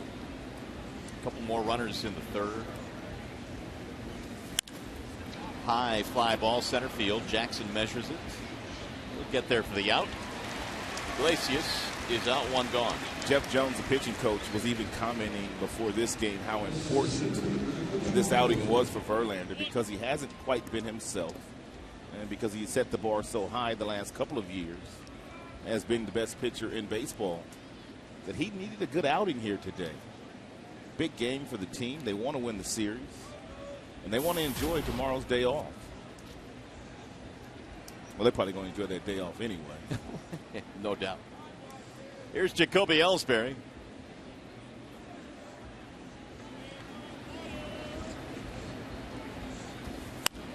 Slapped foul, back out of play. Here's the Farmers Insurance report card for this one here this afternoon. Verlander in his AL ranks since 2006. Of course, 06 was the year he broke into the big leagues.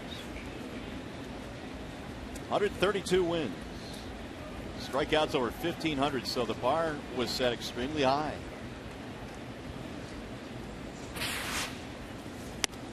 Ball high and away. 1 ball, 1 strike.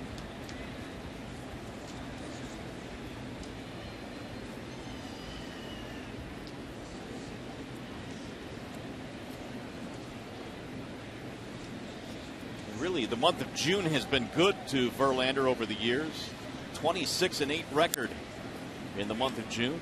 I would say that's pretty good. 2.96 ERA. There have been seasons in which Verlander has struggled the month of April, then all of a sudden he kicks it into gear. June has always been pretty good.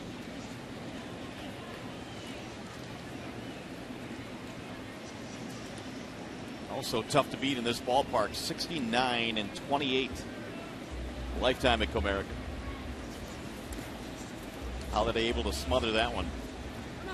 2 balls, 2 strikes.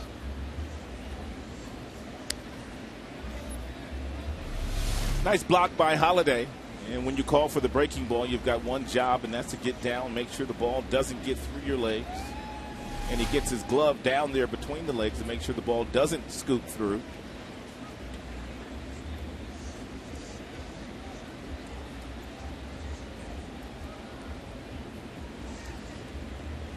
And the 2-2. Again, back out of play.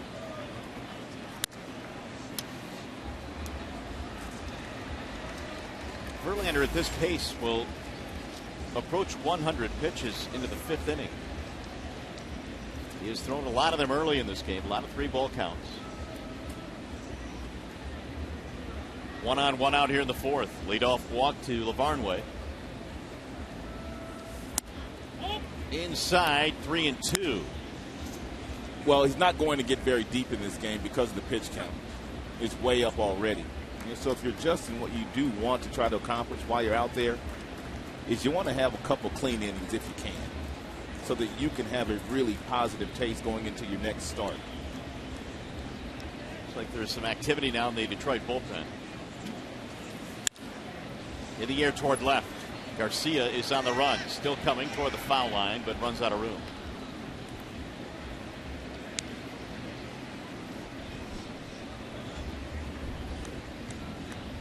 Three and 2, the count stays. Jacoby Ellsbury. Sac fly drove in a run back in the second.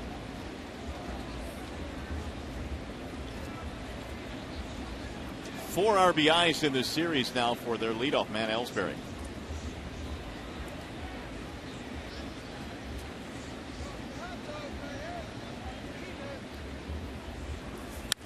Another foul, back out of play.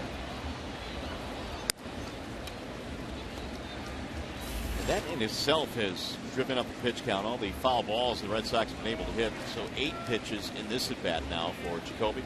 Regardless of who the hitting coach is for Boston, and it's Greg Colburn now. It's his first year as a major league hitting coach. They always work counts. They always take lots of pitches. They always wear down some of the best starters in baseball. Little pop-up, flared toward left. That is going to drop foul. Missed it by a couple of feet. Verlander had a very lengthy third inning in which they scored 1 run, and then DuBront went out there and didn't throw very many pitches. So Justin did not have an opportunity to sit down very long. Now he's back out there again with another long inning.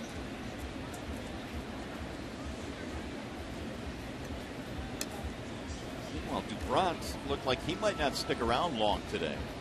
Had a lot of trouble in the first inning, walking the first 2 batters, gave up 2 quick runs.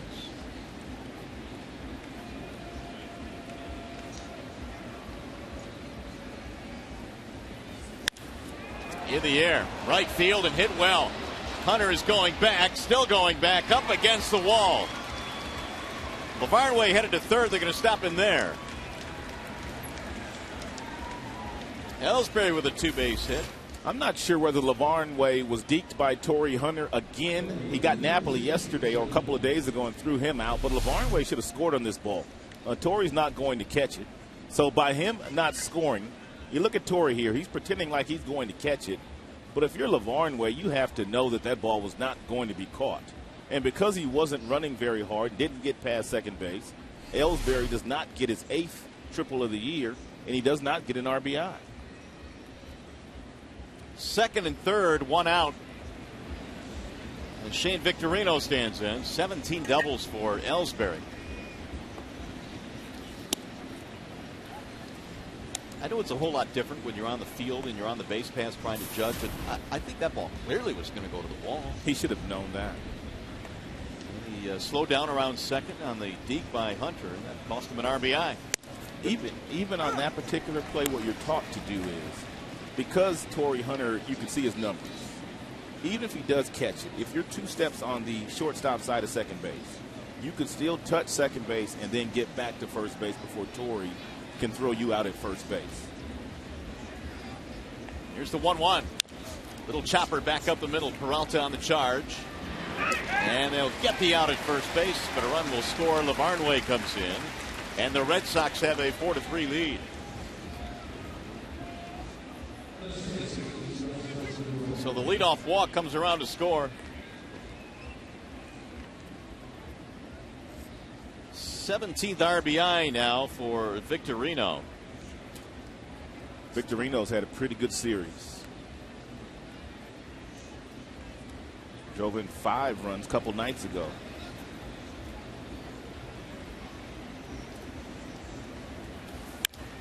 Troy hammers one to right field. Hunter going back, and he'll reach and make the catch on this one. Inning is over, but the Red Sox grab the lead.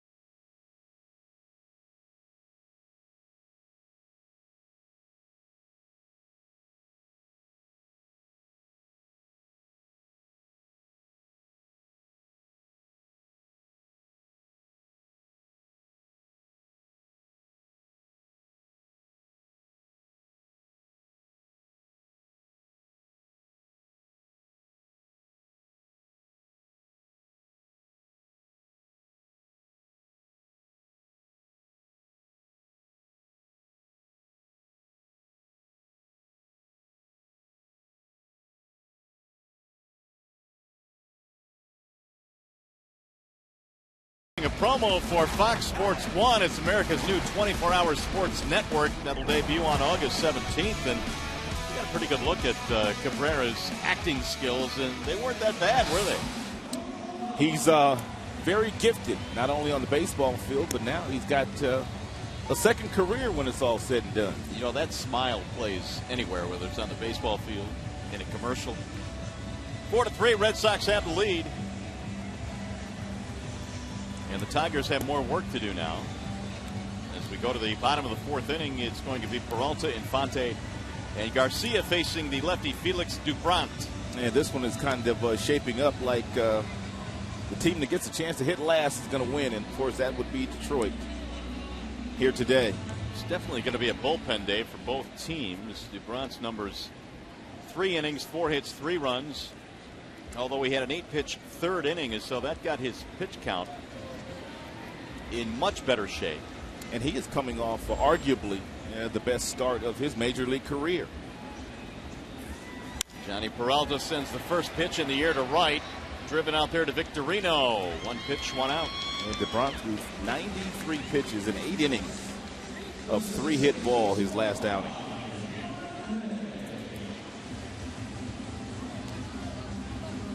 Well, if you look up the numbers, that probably would be right up there with his best starts. Didn't have a great fastball that day. He was right around 89 to 91, but he had great command. He had a good curveball, good changeup. Not necessarily able to repeat that here today. Here's Omar Infante.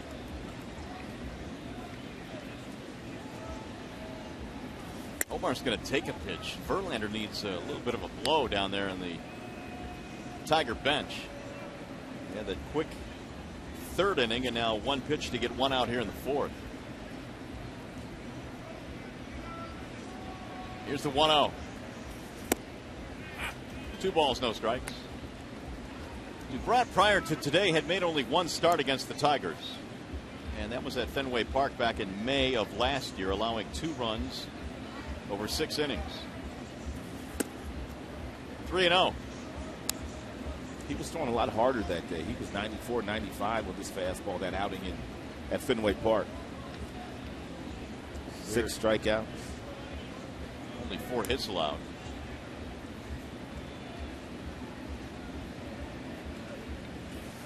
Outside, walked him on 4 straight.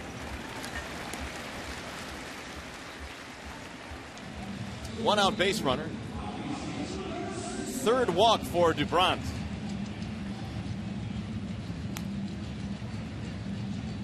Here's Garcia. Hobby flied out to right field his first time up.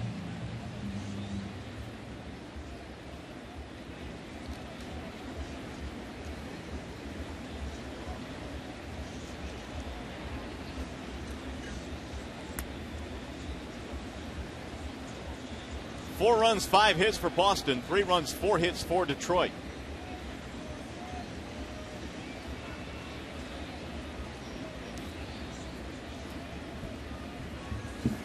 Bouncing ball to short. Bobbled. That was a double play ball, and it's going to turn up in air, and they get none. A routine double play ball to Stephen Drew, and he couldn't handle it. Stephen Drew's only committed 1 error this year. He has been as sure-handed at that position as any in the American League, but he looked up at the last second. Therefore, he didn't make the play cleanly, and the Tigers are in business here. 1st and 2nd, just 1 out.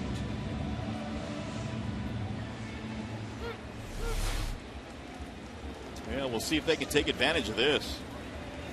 That should have ended the inning.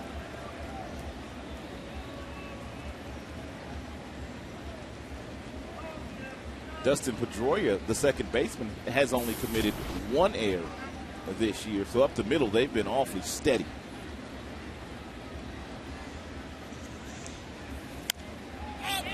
Popped up, shallow right field. And Victorino will come in to make the play. Holiday is out of there.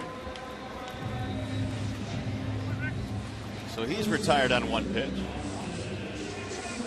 Now we'll take a 2-out hit from Jackson. Austin's had a good day. Walk, double, run scored. So he continues to swing the bat. after spending a month on the disabled list with a bad hamstring, he's hit safely now in 8 consecutive games. Jim had to give me the day off a couple of days ago because that hamstring a little bit tender after playing a week straight when he first came off the DL.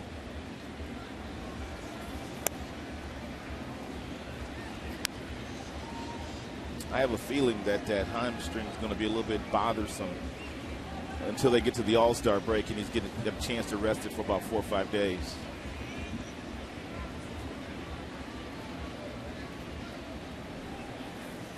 Hamstrings never seem to be quick and easy. Especially for a guy that really relies on the legs. I mean, there are some power hitters where you could play with, a hamstring that's kind of tight, but not Jackson because he leads off. He tries to steal bases. He plays center field. He plays a fast center field. The 2-0. Outside 3-0. So his legs more important to him than, say, a Prince or a Miggy. Miguel played, on 2 bad ankles for an entire month last year? Yes, he sure did. 2 of them. Didn't bother his numbers, though. Not at all. 3-0 pitch. And a strike called, 3-1. Well, Leland has said I'm going to have to be very careful with Jackson, make sure that he stays healthy. He's so vital to the lineup. Same goes for Torrey Hunter, who's a little bit older now. Even Prince, he's taken the liberty of giving Prince another DH day. Get him off his feet here this afternoon. Ooh, another strike. 3-2.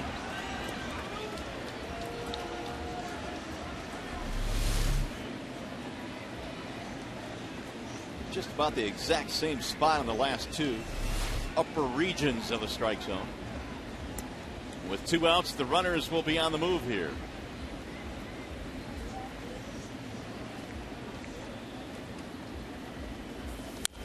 Fouled away.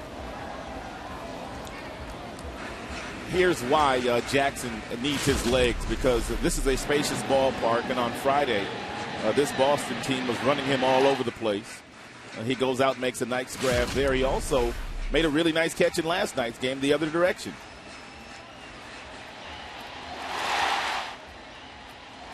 You can't take those plays for granted. They shift momentum many times, save runs. Jackson plays this center field as good as anybody. 420 to dead center here.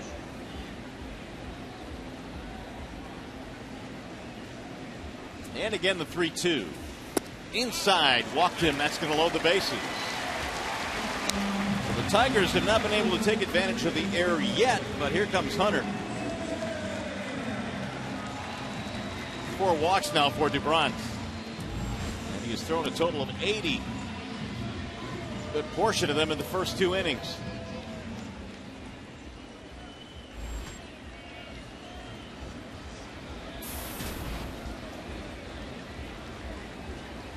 Ten grand slams in Torrey's career. .322 average with the bases full. Ball 1.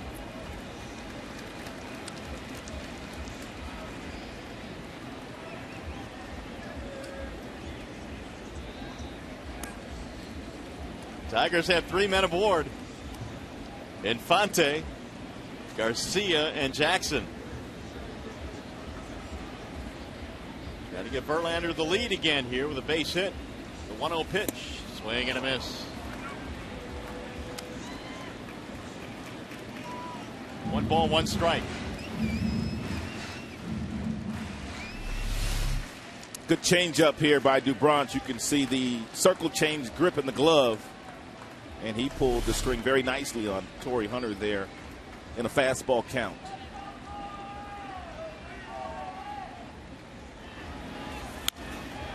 Line foul, back in the seats. Torrey Hunter has been turning on a lot of fastballs in this Boston series. They pitch him inside. He's recognized that. And he has been turning and burning on some of those fastballs that he's gotten inside.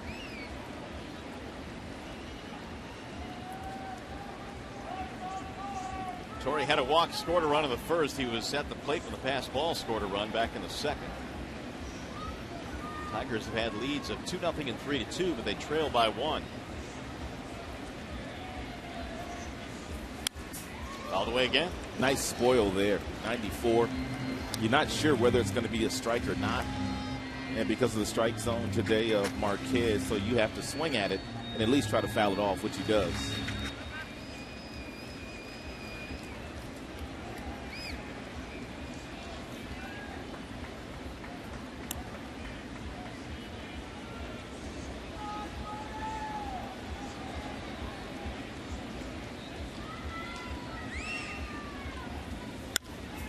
Fly ball, right field, slicing toward the corner. Victorino is going to make the catch and bang against the wall. Shane Victorino with a nice running play, and the Tigers will leave the bases loaded here in the 4th. Nicely done.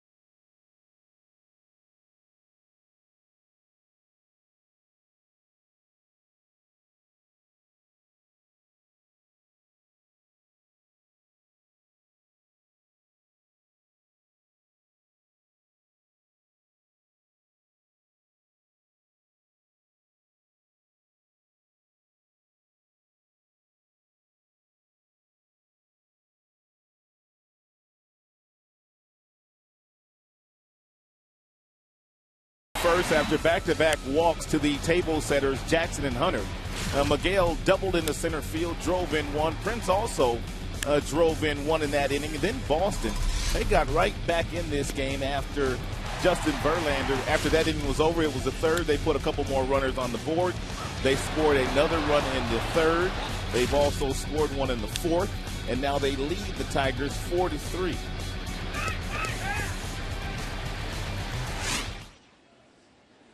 And the numbers on Verlander: 4 innings, 5 hits, 4 runs, 3 walks, and 3 strikeouts. David Ortiz leads it off for Boston. It'll be Ortiz, Napoli, and Gomes. From the top of the 5th inning here at the ballpark, Tigers have been out hit 5-4 and outscored 4-3. Here's the 1-0 to Big Papi. He shows bunt and watches it sail outside 2-0. He will take that bunt base hit down the third baseline on occasion. He has been known to do that.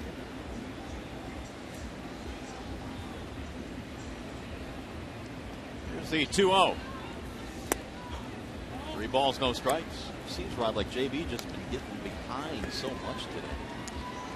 Not pitching with the same kind of confidence that he has pitched with the last number of years. Here's the 3-0 pitch. Swinging there, and he pulled it foul. 3-1 on Ortiz, who each of the last 2 years has hit 300 or better.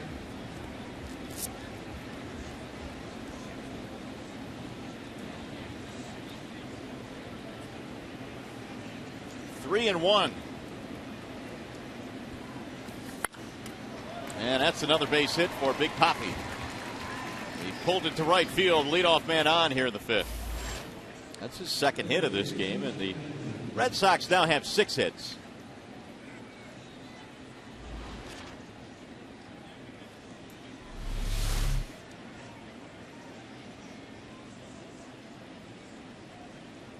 Ball is right down the middle. And David Ortiz not going to miss that very often.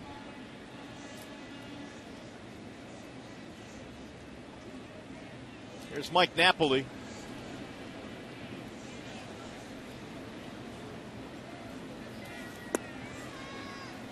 Verlander tries to mix it up a little bit with a breaking ball, 1-0.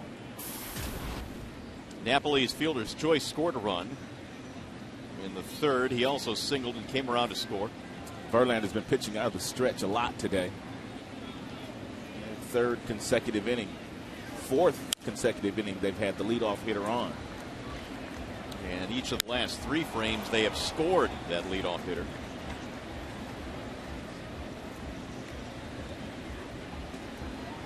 One and one the count. The JV today has only been 13 of 23 on the first pitch strike stat. Johnny Gomes waiting on deck. Napoli waits on a 1-1. He'll shoot it to right field on a line. Hunter is turning. And he's going to throw back behind Big Papi, but he's able to get back in. 1 out.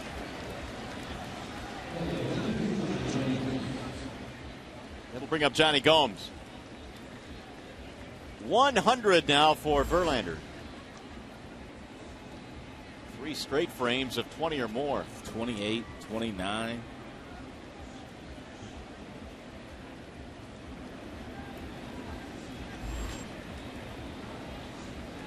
Just to give you an idea of what pitching coaches think is a good inning as far as the pitch count is concerned, anywhere from 14 to 16.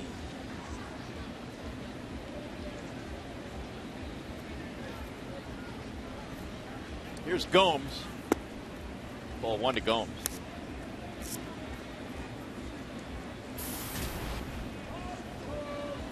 Things are quiet for the most part in the Detroit bullpen, and have been all day. Here's the 1-0.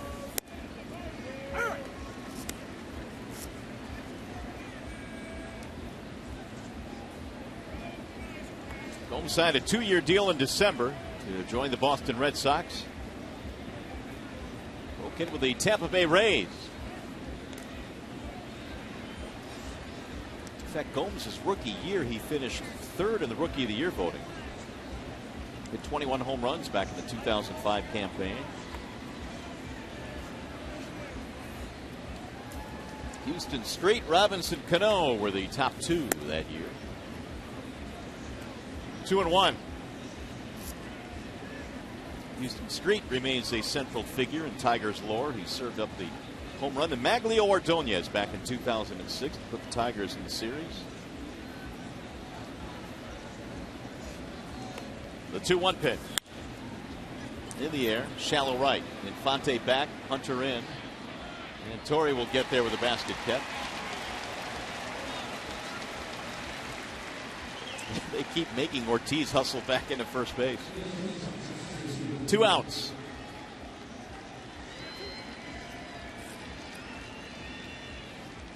Now Stephen Drew. Now we get some action in the Detroit bullpen. Evan Reed, the right-hander. Drew Smiley, the left-hander.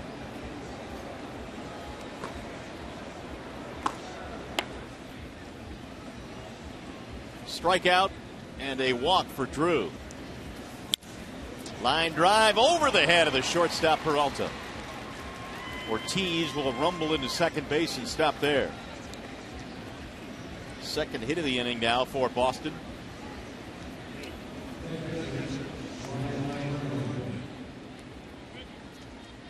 And Drew looking for the first pitch fastball. He got it at 91, simply went with the pitch. And Johnny Peralta couldn't climb the ladder high enough to prevent him from getting a solid single.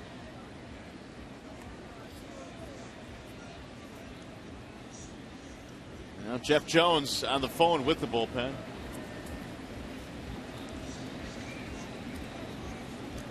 Here's Ryan LaVarnway.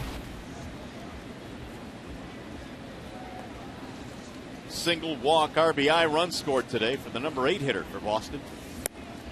And down the middle it comes. 95 on the gun. 0-1 on LaVarnway. It's kind of hard to figure out exactly what's going on with Justin these days because the velocity on the fastball is 98 today. He's thrown some at 97, several at 96. So that's clearly not the issue, but he hasn't been staying out there very long as far as the innings are concerned. And he's been giving up quite a few crooked numbers. Breaking ball in for a strike. And there's the top fastball. Xfinity is telling us that indeed he did touch 98. As low as 77 with his curveball.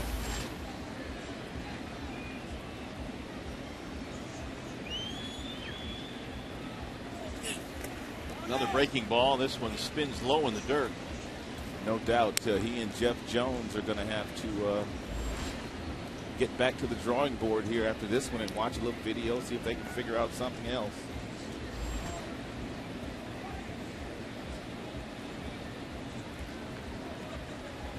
One and two.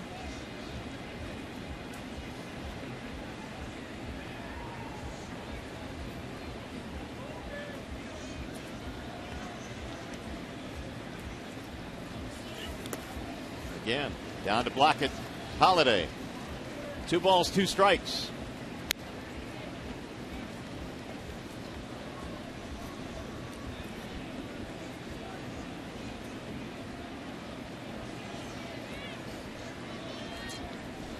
Ortiz, the runner at second base. They have Drew at first. A couple of singles here. In the Boston 5th inning, Red Sox 7 hits. Tigers only 4 hits today versus Dubrons. Fouled straight back.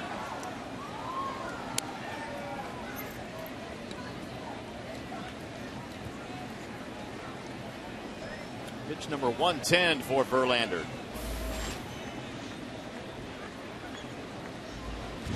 126, the most he has thrown this year, way back in April. That was against Seattle.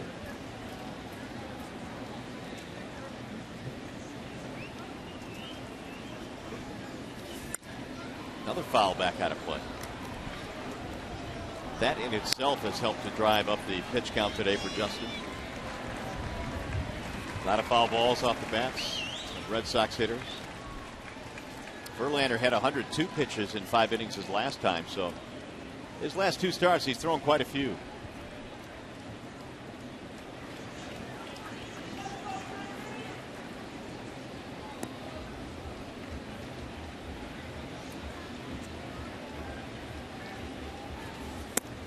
Got him, strike 3, caught him looking.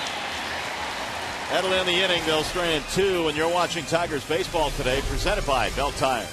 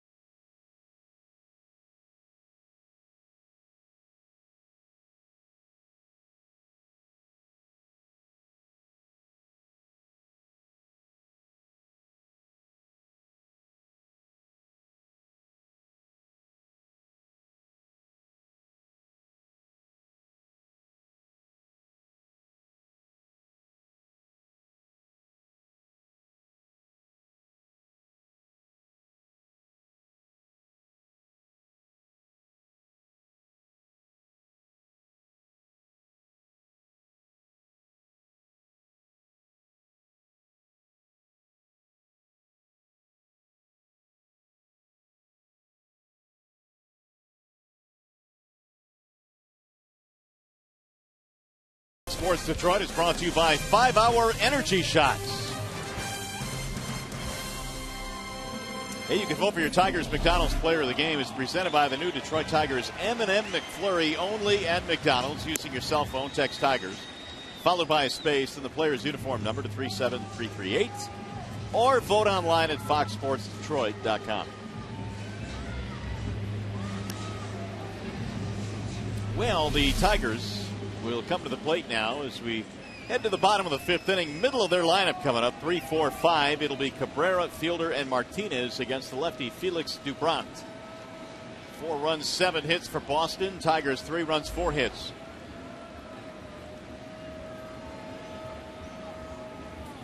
Cabrera drove in a run with a double in the first inning. And it looked like the Tigers really had Dubrandt on the ropes in that first. He couldn't throw a strike. He walked the first 2 batters, and then Cabrera hit one about 420 feet against him. Detroit settled for 2 runs in that first, and Dubrandt now finds himself with a 1-run lead. We also put up some numbers on Dubrandt. First time through the batting order, the batting average about 340 against him. But second and third time through, rounding around 240 to 235. So he gets better as the game goes on. Tigers were able to load the bases against him in the 4th inning, but could not score. A couple of walks in that frame. 1-2 on Miguel Cabrera. Ball high, 2-2 the count.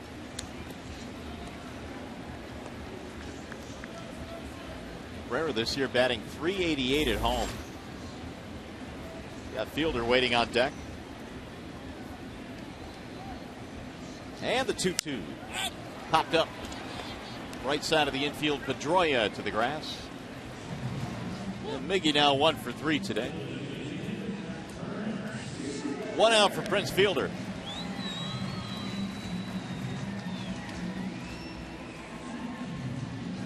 Tigers, with their win yesterday, came into play still 3 up on Cleveland. Indians playing some pretty good baseball. They came in with a 4-game win streak. Strike 1 to Prince.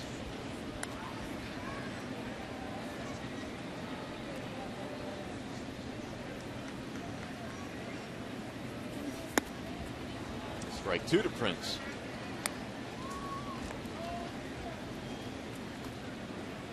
Red Sox are the only American League team that has been above 500 all year so far. Dubrandt just missed there, 1-2 the count. After a really tough season last year. They've gotten off to a terrific start this year. They lead the American League East.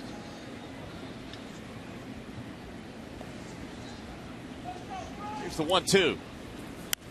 It's going to be interesting to see how that division plays out, Rod, because we talk about how Toronto now has really turned it on. And the Yankees are going to get healthy at some point in time. They're going to get some of their pieces back. Now it depends on how healthy they are, whether it be Jeter, Teixeira, Euclid, when they do come back. Wave and a miss. Fielder goes down swinging. But Toronto clearly playing some really good baseball right now. You talked about this team right here. They've been good all year. And they're going to get Buchholz back soon. And the way that Lackey's pitching. They need to get their bullpen sorted out at the back end, but so do a lot of clubs. There's John Lackey. We saw him in Game 1 of the series. He was really good. Buchholz having a terrific start to this year before landing on the disabled list. He went out and threw a bullpen today. Buchholz did. Ball 1-2 Martinez. Victor has put the ball on the ground twice in this game, 0 for 2. Meanwhile, the Tigers need to start winning some games because the toughest part of the Cleveland Indians schedule is over, and they've rebounded. They've won quite a few games lately, so they're coming in the American League Central. We wondered how they would survive that really tough stretch they had, and they did it nicely. I mean, they come into play 3 over 500.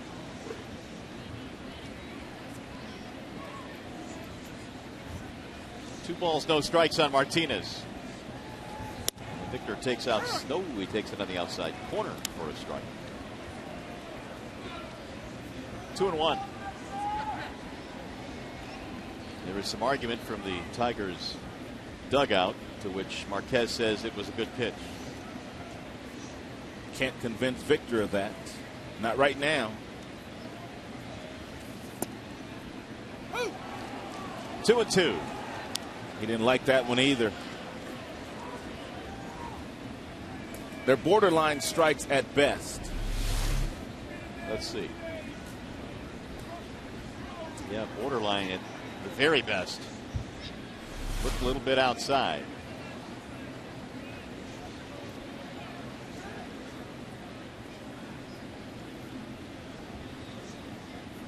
Now the 2-2. That's high and away, 3-2.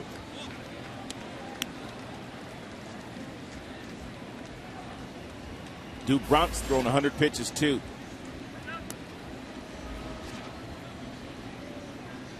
So neither starter very efficient here today as far as the pitch count is concerned.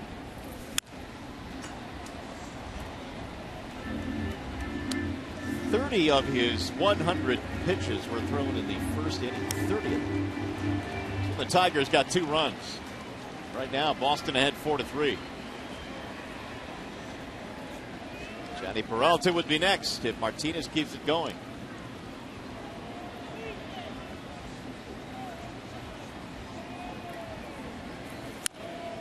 Again, grounded foul.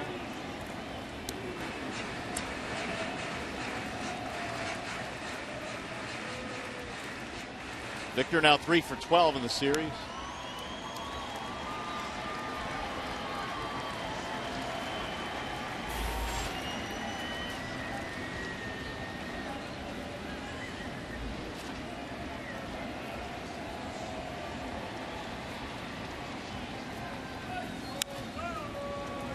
Spoiled a pitch there and sent it right back in the screen. 3-2 the count stays.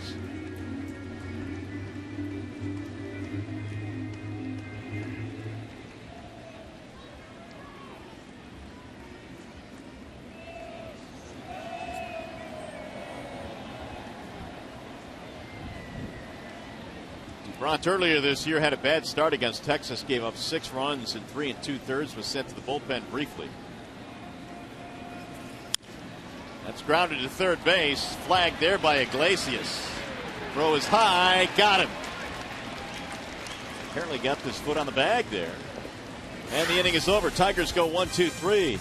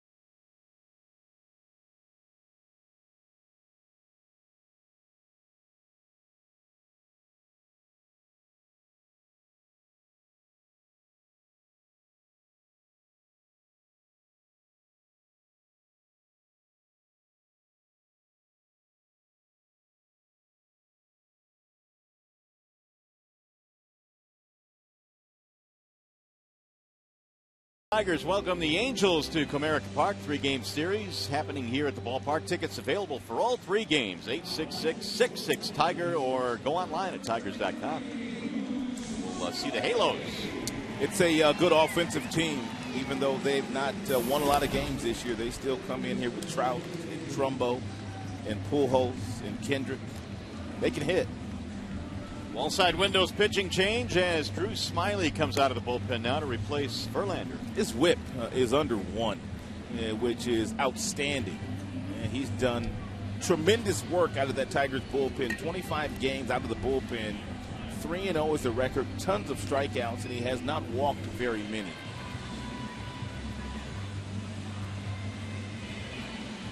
He will face the number 9 hitter Jose Iglesias, and then Jacoby Ellsbury and Shane Victorino as we head to the 6th inning today. 1-run game right now. The Red Sox lead by 1. Iglesias is 0 for 1. He was also hit by a pitch. Verlander goes 5. Smiley here in the 6th. And I'm sure beyond. There's a strike called.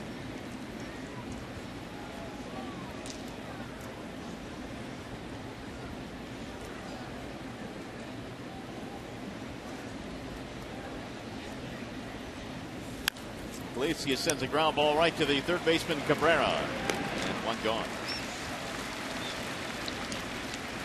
We'll bring up Jacoby Ellsbury. Smiley is second among American League relievers with now 43 innings pitched. The 46 strikeouts is third among AL relievers. Ellsbury double plus an RBI.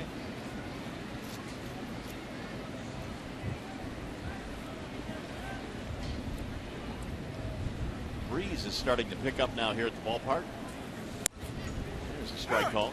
Jim has done a marvelous job with Drew Smiley out of that bullpen. When you are a starter by trade and you're a very young starter, your manager really has to take care of that tender arm.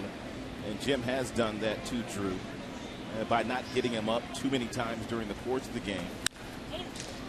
Oh, what a play down at first base by Martinez. Does he have time? Yes! Look out, Victor. Oh, Victor Martinez with a backhanded flip. Drew Smiley covers, and they get the out. Look out, Victor. That was a fabulous play. He wasn't even looking at Drew Smiley when he did finally get over there after knocking it down. He gets over there and just shuffles it back to the area. That's big league there. Martinez, who's played just a handful of games at first base this year, didn't even look. It's like that play that Mark Burley made here a few years ago when he flipped the ball right through his legs to get it out at first base. Ellsbury has a hit taken away on a sparkling defensive play by Victor Martinez. 2 outs, bases empty. If it gets by him, it's a double. No, maybe a triple. Maybe a triple. To finish that thought on Smiley and how Jim has protected him by not getting him up too often during the course of games. When he does get him up and get him into the game, when he does get him up, he usually gets him into the game. Victorino, the batter. RBI ground out back in the 4th. That's pulled foul. Well, any way you slice it, Smiley, I would have to say, is one of the bright surprises of this year, the way he's been able to adapt that bullpen role. No doubt. He showed flashes of it in the playoffs last year. Pleasant surprise. Tazawa has been warming up between sips of water on a hot day. Off the inside part of the plate. 2-2. 39 pitches on Thursday. 2 innings, 1 hit, no runs. And no walks and 4 strikeouts. Here's the 2-2 offering. 3-2 now.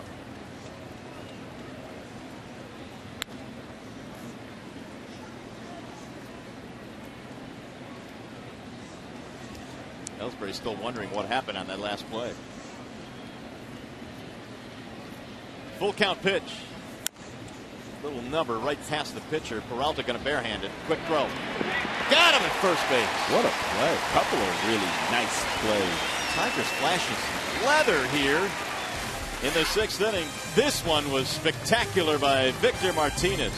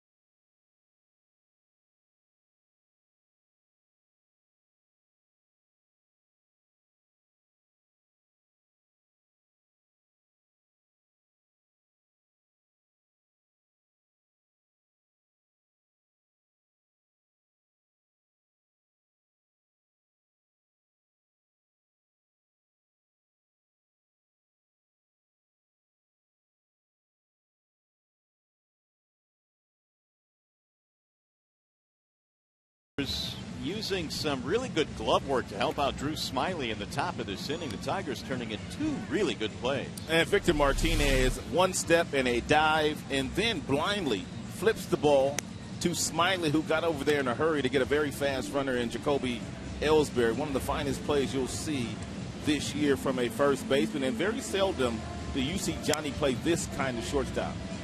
He is very much the guy that always uses the glove, but he had to barehand that one because Victorino has good speed, and he just barely got Victorino. Fine plays by both infielders.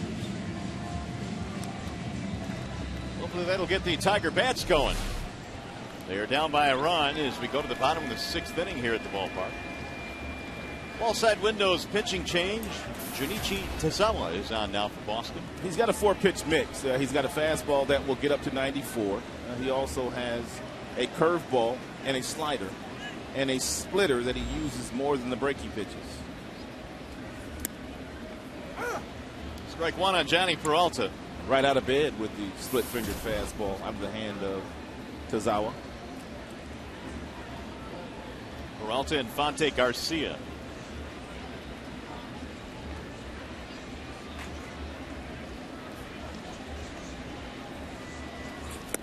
Wave and a miss, and it's 0-2. Tazawa played in Japan as an amateur for 4 seasons before he was signed as an international free agent by the Red Sox. 27 years old, Junichi Tazawa.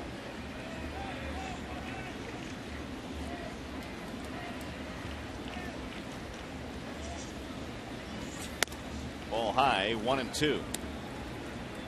37 appearances out of the bullpen last year for the Red Sox. 1.43 ERA. And he walked very few last season. Only 5 walks in 44 innings.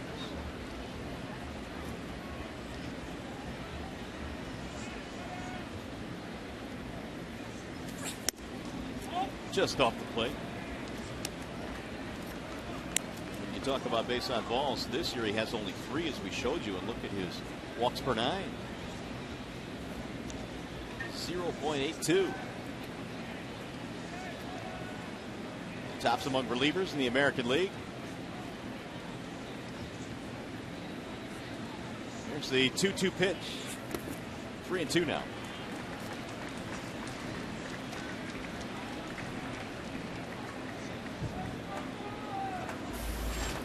One thing that drives pitching coaches crazy is guys who come out of the bullpen and start walking batters. No doubt. They won't stay up here very long. Rick Breslow warming up. Left-hander. Product of Yale University. The 3-2. Hey, how about that? It's a walk. Leadoff man on. Now, do I get credit for jinxing another team? You should. Thank you. I'll give you credit for it. I appreciate that. I'm not so sure some of them folks that follow you on Twitter will, though. Find out after the game. Here's Infante now. The Tigers have the tying run on. Breslow was getting warm down in that Boston bullpen just in case Jim wants to pinch hit a left-hander in this inning for either Garcia or Holiday.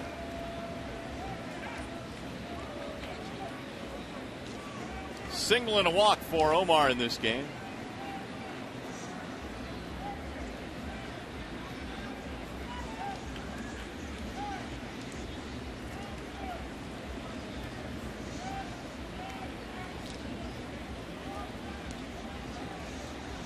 Tigers have gone down 1-2-3 twice in this contest, both of those times against the starter DuBrant. They jumped out to a 2-0 lead, had a 3-2 lead at one point, but both of those advantages have disappeared. Down by 1 run now, 4-3.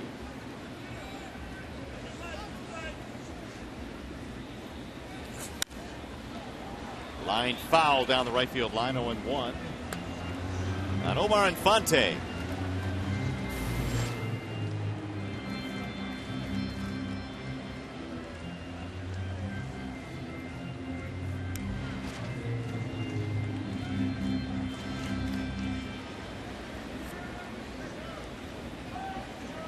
Tozawa listed at 5'11", 200-pounder, 27 years old. Born and lives in Yokohama.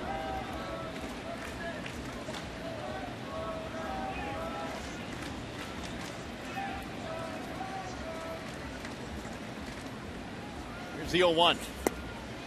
Make it 0-2 on Infante.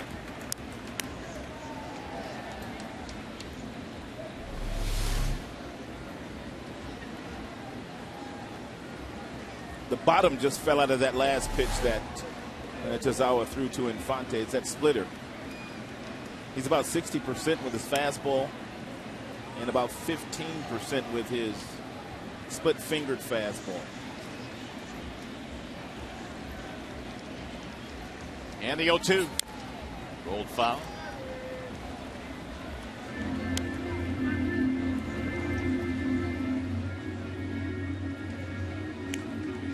Tozawa is the 7th Japanese-born player to play for the Red Sox. He debuted in 2009. Okajima, Matsuzaka come to mind recently for the Red Sox.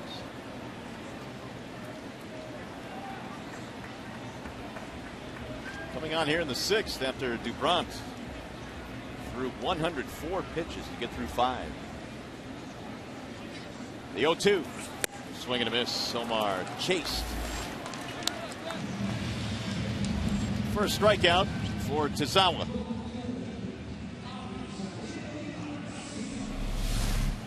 And take a look at LaVarn Way and the fact that he asked for the fastball up after a couple splitters down to Infante, which means he's going to change his eye level, and Omar couldn't lay off of it.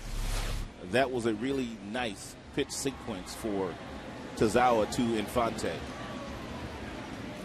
Here's Garcia reaching on an air back in the 4th.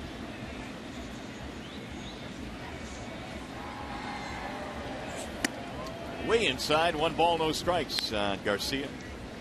Avi now is 0 for his last 12. Average at 257.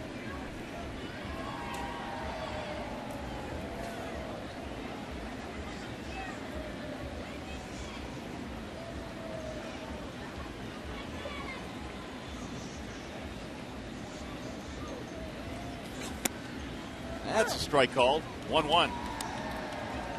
Garcia, the Tigers minor league player of the year last year. Tigers put him on the roster right before September to make sure he would be eligible for postseason should they want to use him, and they did. And he provided some pretty good moments. Swung the bat well, played some good defense.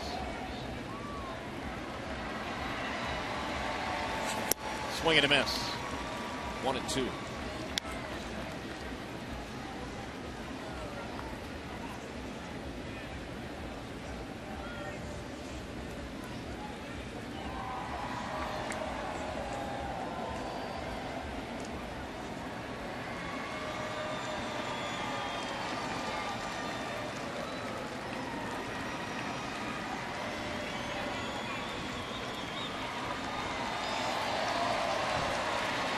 And the 1-2.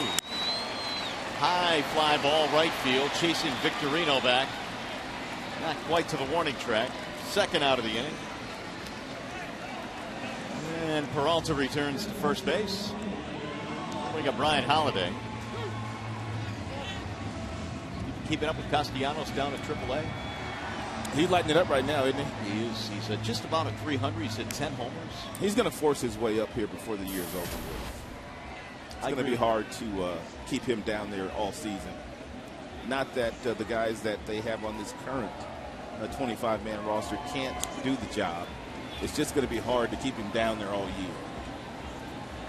Castellanos hit 349 over his last 44 games. He is probably the second best hitting prospect in all of minor league baseball.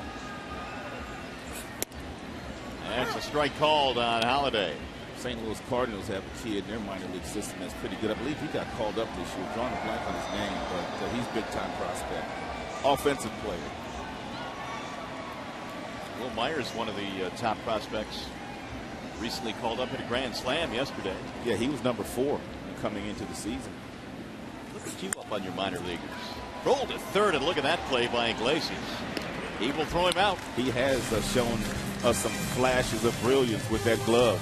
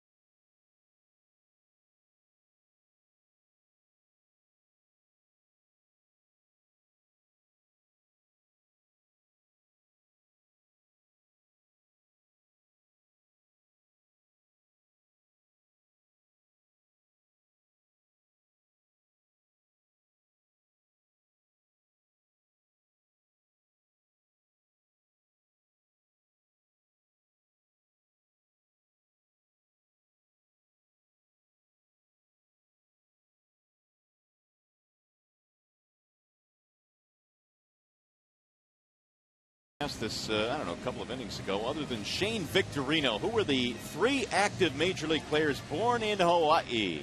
Cardo's one of them, isn't he, Jeremy? Suzuki? No, Cardo's not, apparently. No? Scott Feldman, really? Feldman, Kurt Suzuki, and Jerome Williams of the Angels.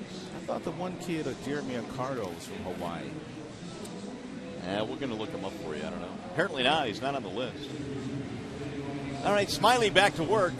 It is still a 1-run game, 4-3 in favor of the Red Sox as we go to the 7th. Pedroia, Ortiz, Napoli. Ricardo was close. He's born in Phoenix.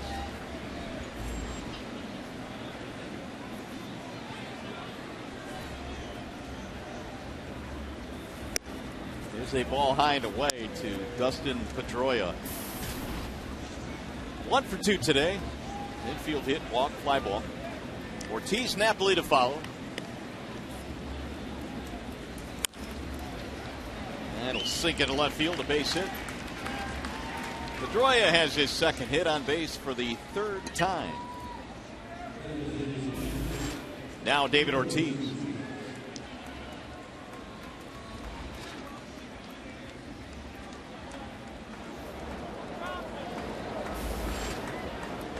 Well, Bailey was the closer at the start of this series. And right now he's warming up in the 7th inning of this game. It wasn't Ricardo I was thinking of. I was thinking of Brandon Lee. He's not from Hawaii either. I thought Brandon Lee was from Hawaii too. Well, I think he lives there. See, here's the deal. Yeah, born. You got to be born there. Yeah, that's the question.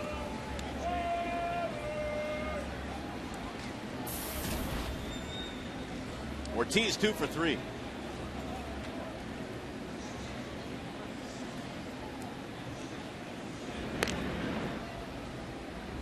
Couple of singles for David.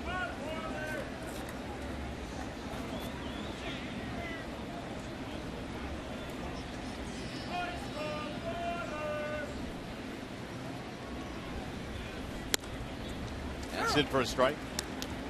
0-1 on Big Papi. 3 RBIs, couple of long balls in the series, and a total of 6 hits.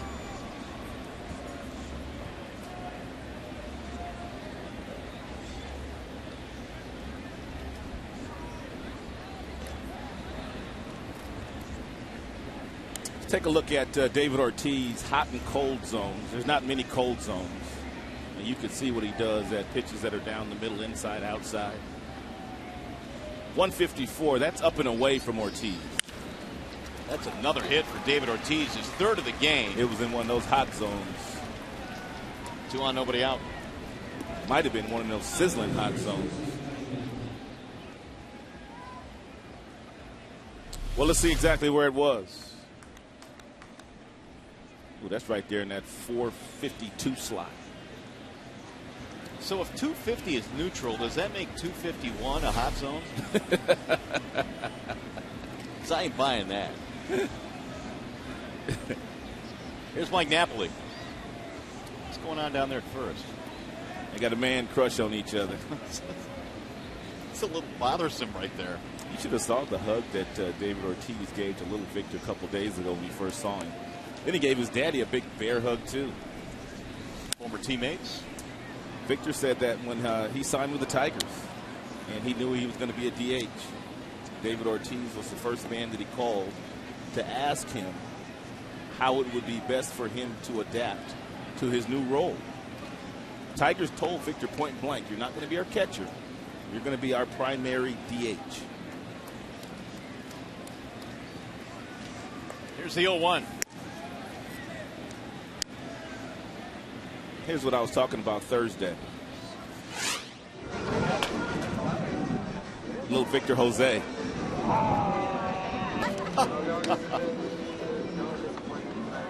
Big Papi, one of the most popular players in baseball. He gets it. He really gets it. Here's the 1-1. Big swing there by Napoli, 1-2. I walked into the ballpark with David Ortiz on Thursday, first game of the series, and there was about 25 people outside. He signed every single autograph before he came in the building. Every last one of them. Good for him. When you say he gets it, there's an example. 1-2 on Napoli. Big inning here for Smiley. The first 2 men have reached.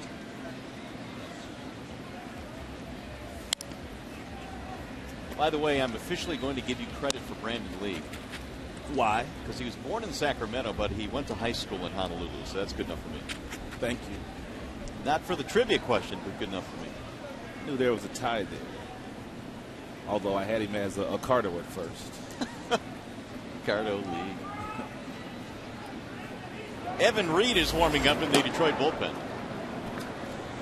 He was up a little bit earlier in the Tiger pen. High fly ball. Good pitch. Garcia cruising back.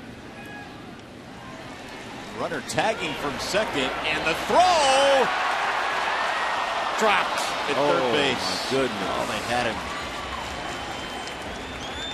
This is a good play by Garcia because you could see that Garcia in the outfield, when he got over to make this play, he was sizing himself up for a throw with Dustin Pedroia on second base.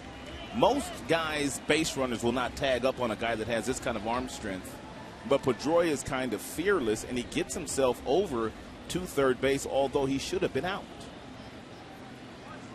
Throw is on the money, but Cabrera could not hold on to it, so that'll leave him at first and third. Talk about a gutsy move there by Pedroia. Fearless indeed. Here's Johnny Gomes.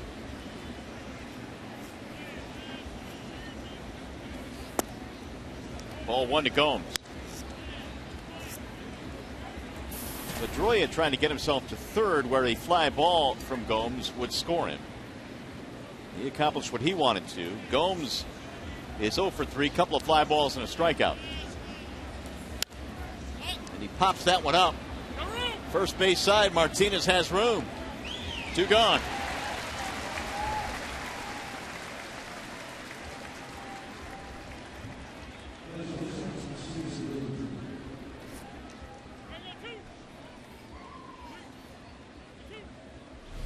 And take a listen here at the communication by Victor Martinez.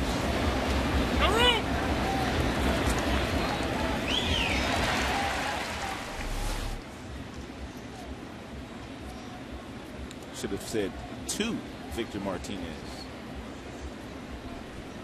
Here is Stephen Drew. Single walk, run scored back in the second. Here's where you really have to concentrate if you're Smiley. You made 2 outstanding pitches to get Napoli and Gomes to pop up. Now you have the left-handed Drew up there. You have to make some quality pitches to him. 0-1. I mentioned Steven's brother was J.D., who also played with the Red Sox, and he also wore the same number in a Boston uniform, number 7.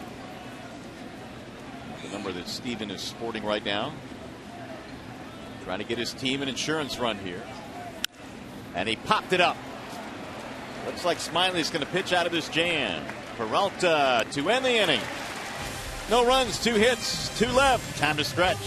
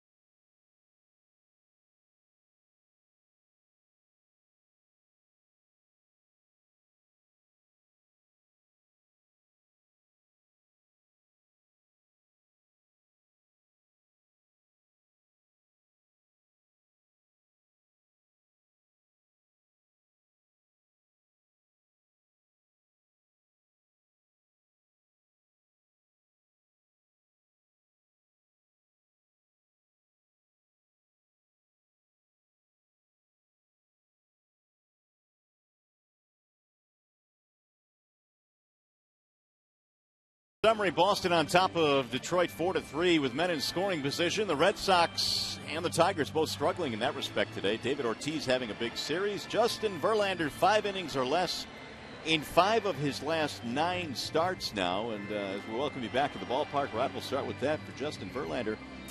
Well, it makes you wonder a little bit because this guy's been so dominant for so long that he's gone through a little bit of a rough stretch now. Well, he has, and he's still not quite right. Jeff Jones and Verlander are going to have to get back in that video room and try to figure out some things as to what has gone wrong lately. But if you're Verlander, you have to feel good about the fact that your team is still in this game. Yeah, and although it seems like the Tigers are down by more than just the 1 run, they come back and win this ball game here today. All of a sudden, you take 3 out of 4 heading into the Angels series, and that would be a huge positive. No doubt about that. With the day off tomorrow, they love to win this game. Great taste in their mouth for the off day. They can enjoy their families because that Angels team that comes in is a pretty good team, and they've already beaten this Boston team twice. And this Boston team in the East, they're outstanding. They play good baseball. You know, one of the guys that really has done a terrific job this year is Drew Smiley. He's done it again, stranding a couple of runners in the last half inning. And how valuable has he been to Jim Leland? Because, A, he's gotten outs, first of all, but he's gone multiple innings, too. You know, he pitches well beyond his years, and what I mean by that is he got himself a couple of pop-ups there with runners in scoring position last half inning, 1 to Gomes, 1 to Napoli on really good pitches. They were change-ups, and usually young kids like Smiley, when they pitch in stress, they tend to go to their fastballs, but he knows how to take his foot off the gas pedal and do a nice job. So Drew Smiley has kept this a 1-run game, and that has been the mission for Drew, and he's done his part. We've got a new pitcher now. That would be Andrew Bailey coming on here in the 7th inning today. Well, Bailey's one of those guys that they have to get going. He blew a save here just a couple of days ago. As a matter of fact, the last couple of times Bailey's gone out there, he has blown saves for his team, giving up home runs very late in games. But he's got good stuff. He's got a fastball that he has no confidence in right now, even though it's 94, 95 miles an hour on the radar gun. And he's got a real good slider, but he can't get to the slider because he's always behind. Gave up the walk-off home run to Johnny Peralta a couple of nights ago. He goes to work here in the 7th inning. Top of the order, Jackson, Hunter, and Cabrera. Been a big day again for Austin. Double, 2 walks, and a run scored. Bailey spins one in there for a strike, 1-1. And Tigers have the right guy standing up at the dish right now in Austin Jackson, who has been stellar since coming off the disabled list. And it appears that every time he gets on, he touches home plate. He's got himself ahead of the count now. 2 balls, 1 strike. Bailey just not showing a lot of confidence in his fastball. 93, 94, 95. You can throw it right down the middle on occasion and get away with it. But it's when you fall behind and you get in these counts, 2-1, that your fastball gets clobbered. Fouled away, 2-2. That time the fastball at 93. Austin could not get around on it. His best pitch since coming to the majors has been that slider. And when he was Rookie of the Year a few years ago, he made an all-star team as well. That slide piece was a great pitch for Andrew Bailey.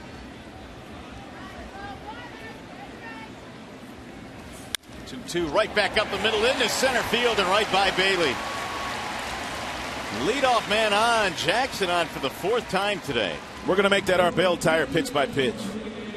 He misses with the first fastball to Jackson, although the velocity is very good. So if you're Jackson, you kind of know exactly what we told you. Eventually, you're going to get yourself another good fastball. He missed the one, but he got another one at 94 right down the middle and hit it right back up the gut.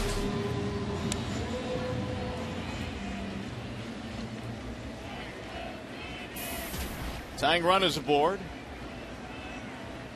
Torrey stands in 0 for 2. Had a walk and scored a run. That was back in the 1st inning.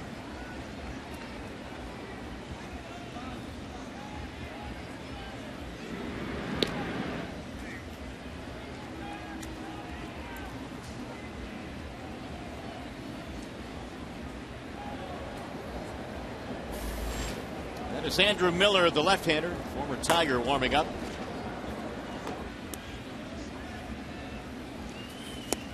Big swing there by Torrey.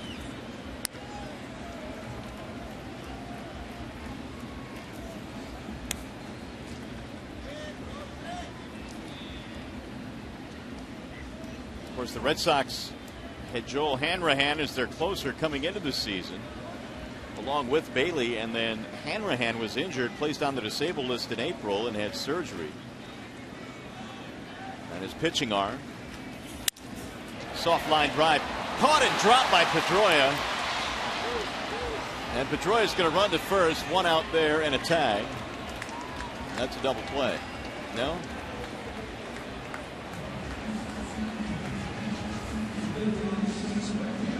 I thought Pedroia might throw to second base. They're calling that a catch, apparently.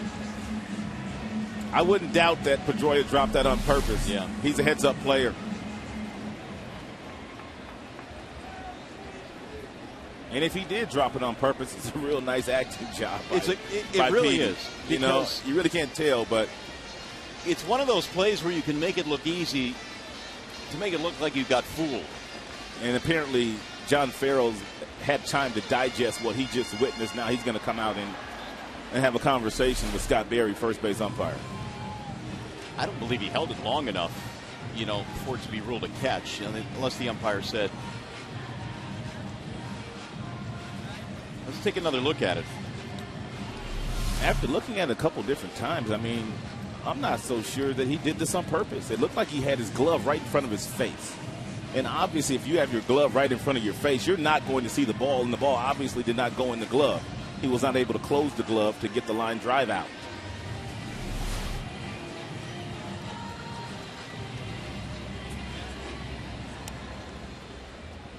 So here's Cabrera now. And Miggy had a double driving a run in the 1st inning.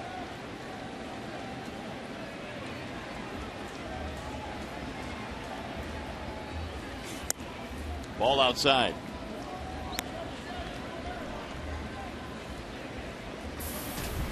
Four runs, 9 hits, Boston. 3 runs, 5 hits for Detroit. Red Sox have left 9 men on base in this game. Cabrera, 1 swing of the bat from giving his team the lead. And he lines one to right. Jackson will go to second and stop there, and Miguel has another hit. Second of the ball game. They got the left-hander hot and ready to go in their bullpen, and it appears that we will see the left-hander.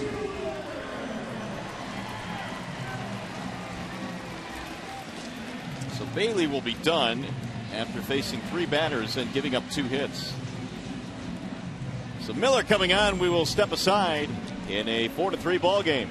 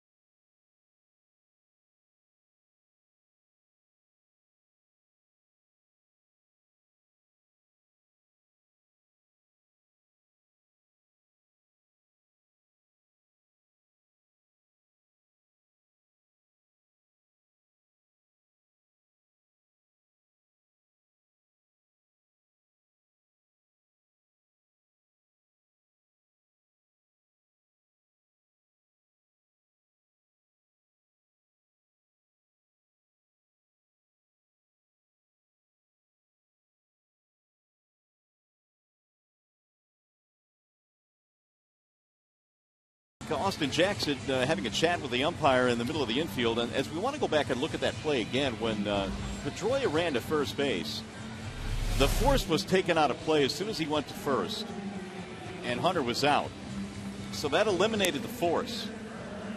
Now, had Pedroia thrown to second base and then they threw to first, that would have been a double play. Torrey would have beat that out, though, I believe. You think so? Yeah. Have they done it that way? You mean when he first dropped it? Right. Yeah. He'd have beat it out? Yeah, I think he probably would have beat it out. Jackson getting the further explanation, but because Hunter was the first man retired, that took the force out of play. In any event, here is Andrew Miller. Andrew Miller, 44 strikeouts, 15 walks this year. And he has now been in 34 games for his club. He's got a big arm, his fastball anywhere from 94 to 96 with a nice breaking ball, and this crowd is into it. Well, let's see what the Prince has done against Miller. 3 for 9. Tying run at second. Go ahead run at first. 1 out. We're in the bottom of the 7th. 4-3 Boston. And ball 1 outside to Prince. Prince has been scuffling a little bit at the plate the last couple of weeks, but in these situations, after a Miguel hit or a Miguel walk, when the opposing manager decides to bring in a left-hander late in the game to face him, he perks up a little bit and has his best at-bats. Fouled away, 1 ball, 1 strike. His splits are still pretty good against left-handers. However, he is 0 for his last 8 against left-handed pitching. 0 for his last 8, but still hitting .322 against southpaws. It's been a rough homestand for Prince offensively, but he could change that with 1 swing right here. Comes inside, 2-1. You want to break it down further, Miller, who should be nasty against lefties, they hit .275 against him. Big, tall, lanky frame. Line drive, base hit right field. Jackson will stop at third, and they are loaded up with Tigers. 3 singles in the inning for Detroit. Just a really good plate appearance for Prince Fielder. He got himself in a fastball-friendly count and 2-1, and he got it. And he just took a really good swing. Actually, it's a breaking ball that he threw up there, but he stayed on it nicely and hit a seed in the right field. Well, it takes some concentration to keep that front shoulder in there a long time against the left-hander. Now Martinez. With the bases loaded, 1 out. Victor today, though, has put the ball on the ground 3 times. And the Red Sox are hoping he does it again. Fouled back 0-1. And Victor came to the plate in last night's game. His first at bat, it was the first inning. The bases were loaded. And he circled the pillows for his 3rd career grand slam. Does he have another one in him? We shall soon find out.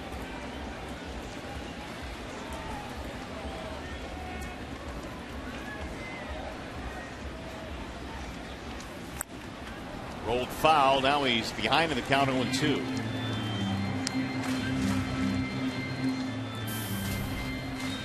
Peralta waiting on deck.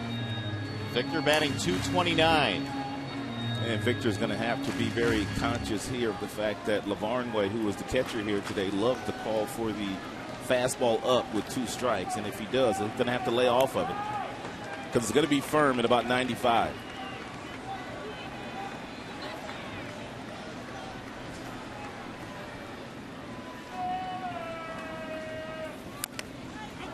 Got a piece of it, stays alive.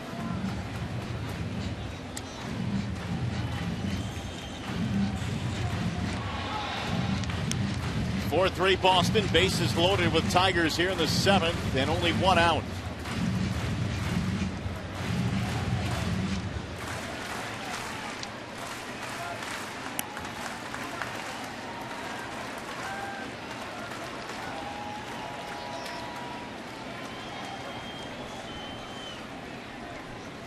Oh, 2.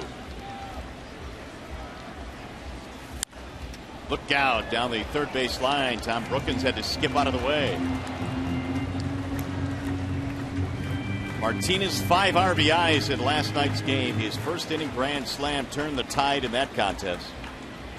And he's looking to turn the tide here in the 7th inning today. The Tigers trying to win 3 out of 4 against Boston.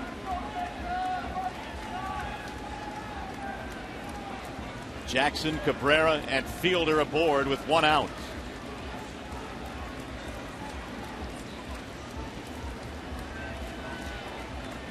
Again, the 0-2. Swing and a miss, struck him out, and Martinez is a huge out for Miller. That's a great fastball there, by Andrew Miller. And everything he threw up there toward Victor was hard stuff. For the most part, real good, firm fastballs. Threw him a little breaking ball down, a little Taylor fastball at 88. But, boy, this last fastball was 98 miles an hour, painted on the black outside by Andrew. So here is Peralta. One more hurdle for Andrew Miller. Johnny with the bases loaded career .347. Tried to hold up, couldn't do it. 0-1 on Peralta. On base once today, walked back in the 6th. Ellsbury made a terrific sliding catch against him back in the 1st. Miller, a former #1 pick of the Detroit Tigers. Went over to the Marlins in the Miguel Cabrera deal and has found a home in the Boston pen. Swing and a miss. 98 mile an hour fastball right at the letters. Boy, can he bring it. This fastball right here is about as good as it gets for any left-hander in baseball coming out of any bullpen.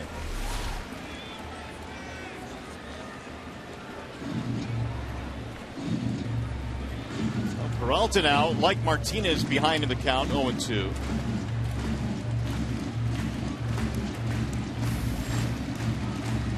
Miller played his college ball in North Carolina.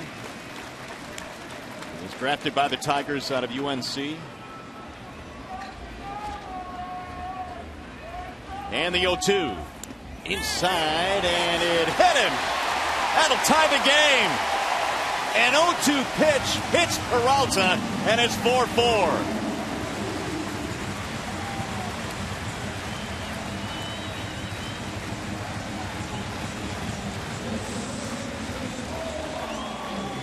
Jackson scores.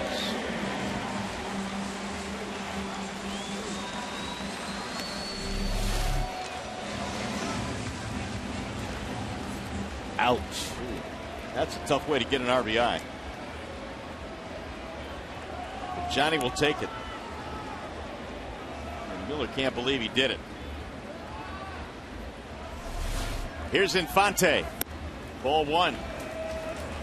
When Miller was with the Tigers catchers routinely would say that Andrew's stuff was some of the toughest to catch because it moved so much.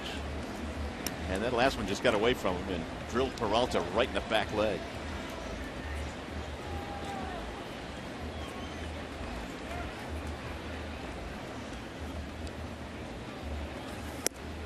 On the outer edge, a strike, 1-1.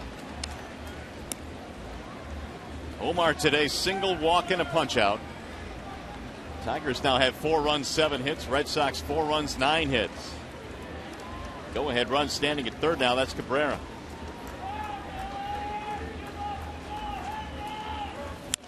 Grounded foul, third base side, 1-2.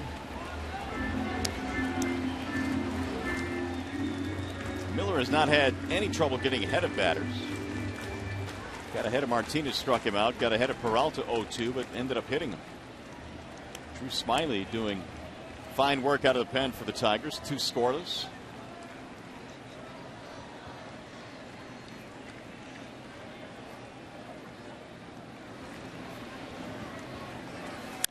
Bouncing ball, third base side, Iglesias. They'll get the force at second. Tigers settle for 1, but they've tied it up. They'll leave him loaded. We go to the 8th.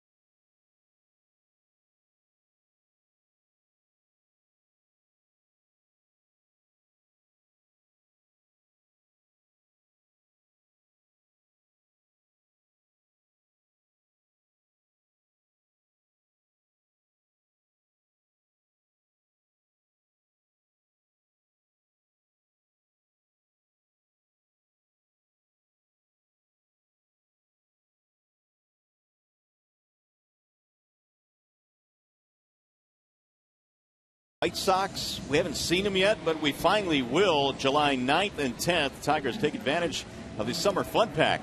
Get a ticket, food voucher, and a Tigers t-shirt for only $35. Visit tigers.com/fun if you would like to order the Chicago White Sox. How about that? That'll be a lot of head-to-head games against the White Sox from July 9th until the end of the year. The White Sox, though, have been, well, they've been stuck in the mud. 31-41, 9.5 back at the Central. Cleveland is 3 over. You got KC and Minnesota bunched in there as well. Brand new ball game now. Smiley going out there for his 3rd inning of work. And Ryan Lavarnway will lead it off. Lavarnway, Iglesias, and then Ellsbury. First pitch outside to Lavarnway. Single RBI plus a walk and a run scored.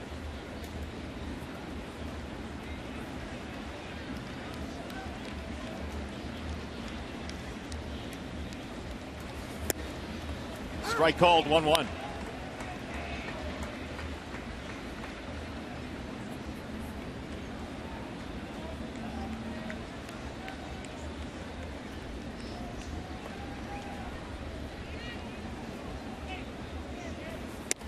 This is what has made Smiley so valuable this year. Jim Leland knows that when he comes into a game, he has the ability to keep the other team from lengthening a lead. and at the same time chew up 2 or 3 innings late in contests, and that's what Drew is trying to do here today. Fouled back. 1-2. The count stays on LeBarn way. Jim also knows that when he does get Smiley in the game, and more than likely he's not going to use him the following day. Joaquin Benoit heating up in the Detroit bullpen.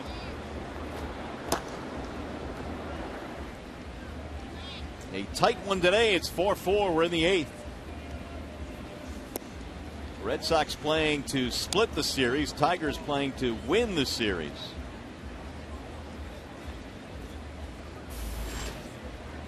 There's Iglesias waiting on deck.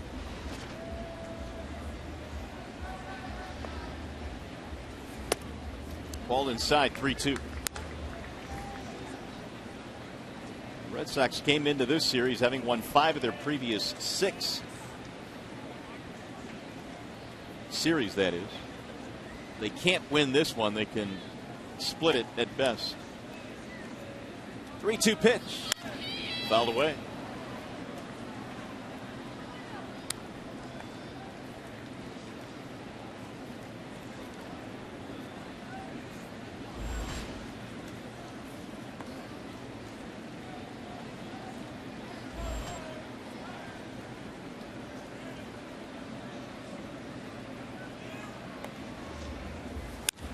Driven to left field.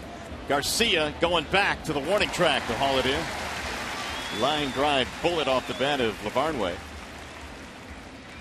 One out here in the 8th. Now Jose Iglesias.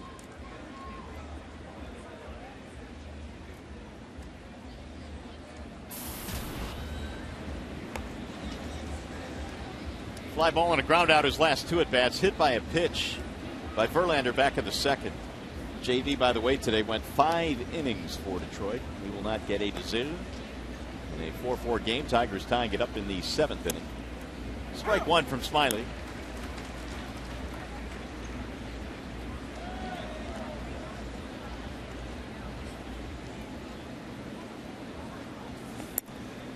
One ball, 1 strike.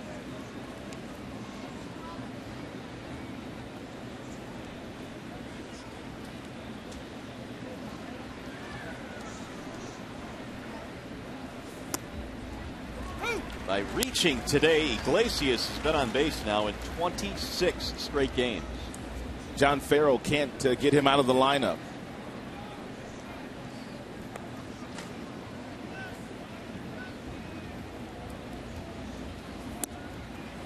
Off the plate, 2-2. And by Iglesias doing so well, and Will Middlebrooks, their everyday third baseman, so to speak, struggling.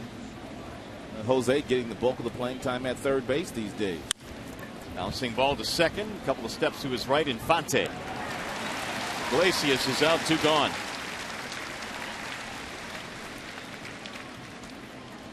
Middlebrooks was batting 192 entering play today. Middlebrooks has only played 1 game in the 4-game series. Yeah.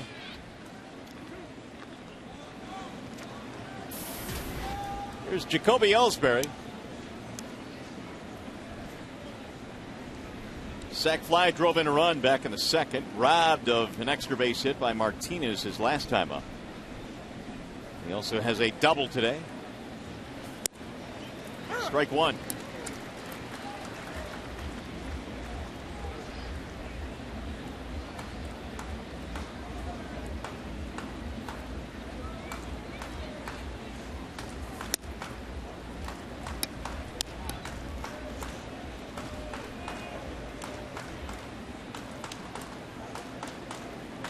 One ball, 1 strike on Jacoby Ellsbury.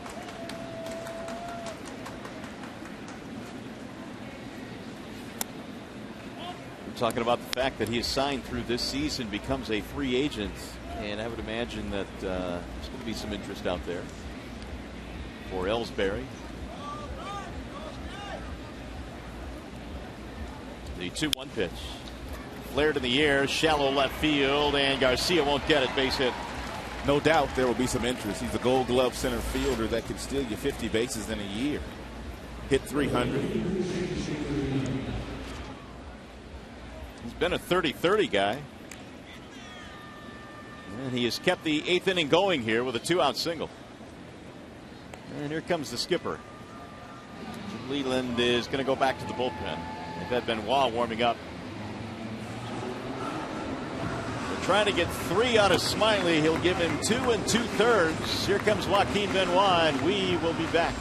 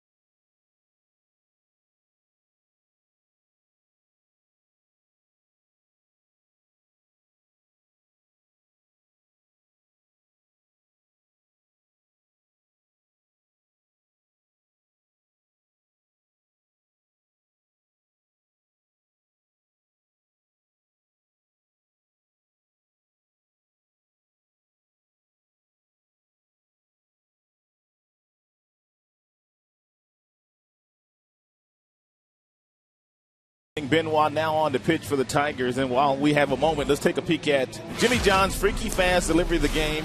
Jacoby Ellsbury, the last time he was up before that base hit, Victor Martinez made a dazzling play, getting over, knocking it down, and then flipping the ball back to Smiley without even looking to see where Smiley was. And Ellsbury, once he got up after sliding, nice little tap there on the shoulder of Victor Martinez. Nice play. And they appear to be still talking about it. Great play indeed. One of the best we've seen this season. So Joaquin Benoit will come on here in the 8th.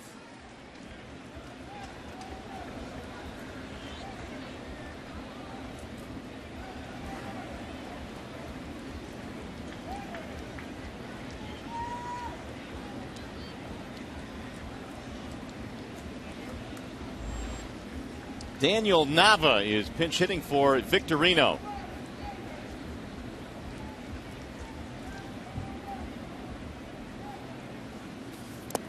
Ball 1. Go ahead run at first base with 2 outs. Nava batting .275 is 1 for 9 in the series. Got 10 home runs, 45 RBIs this year, already career highs for Nava. He is 1 for 2 as a pinch hitter this year.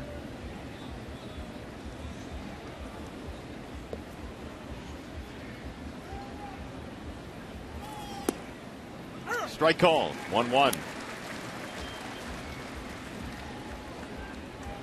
Tigers have Garcia, Holiday, Jackson due up when we get to the bottom of the 8th.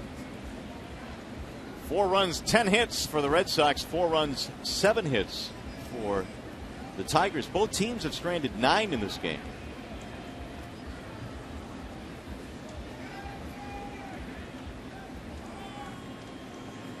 There goes Ellsbury. Swing and a miss. Here comes the throw. He's safe at second base. That is the 32nd steal of the year for Jacoby Ellsbury. Really nothing Holiday could do here. Benoit is very deliberate in getting the ball to him. And even if he does make a good throw, Ellsbury with his speed on the way up, and when Peralta got the ball in his glove. Pretty close. The Red Sox are leading the league in stolen bases, which is not something you expect out of a Boston team. Number 32 for Ellsbury.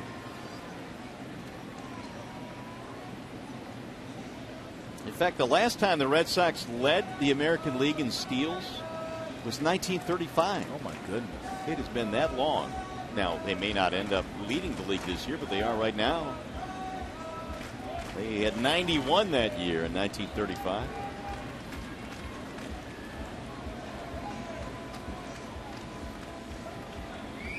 Here's the 1-2. Slap foul back out of play.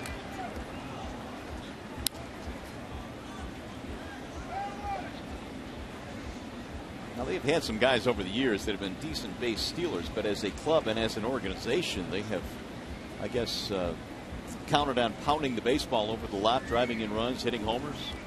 Not really a speedy team. But Ellsbury now with 32, leading the American League. They're going to try and get him in here. 1-2 the count on Nava.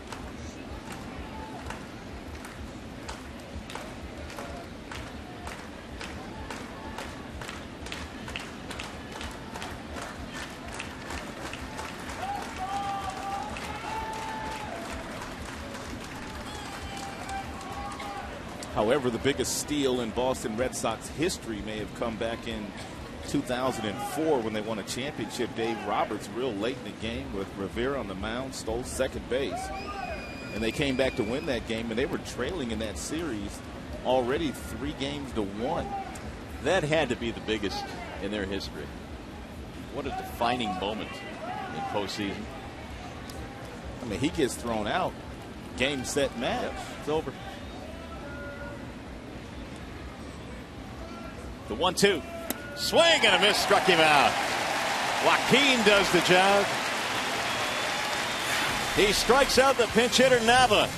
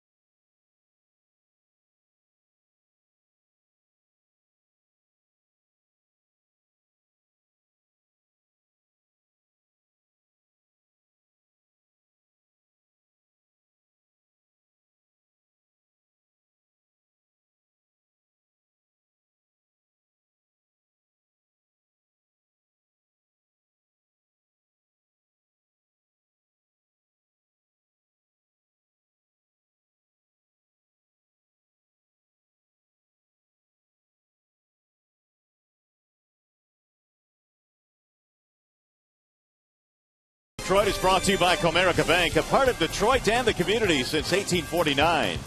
Your Metro Detroit Chevy dealers. Visit ChevyDetroit.com. See why Chevy drives the Motor City. And by Wallside Windows, the official window company of Fox Sports Detroit. Well, the temperature flirting with 90 degrees today. Gorgeous afternoon here in the Motor City. And it's 4-4 as we go to the bottom of the 8th inning. The first pitch is hammered deep in the air to right field. Nava goes back to the wall and makes a basket catch. He dropped it. It's a fair ball and into second base goes Garcia. John Farrell's going to argue that he had it long enough. And I think what we're going to see is all four of the umpires convene and make a decision here.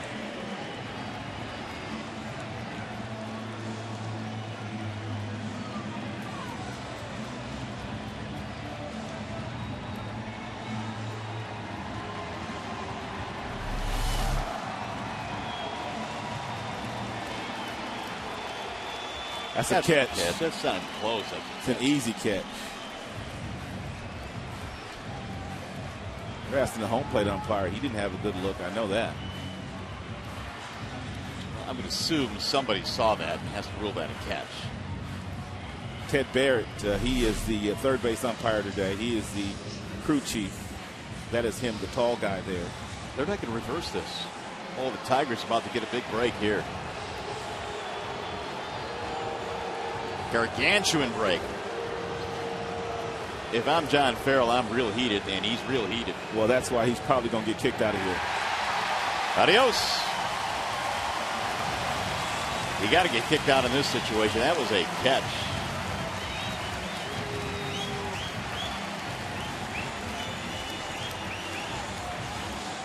And John Farrell is not going quietly.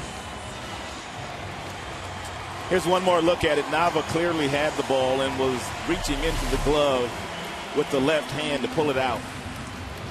There's the catch. Oh, my goodness. He held it for like a beat or two.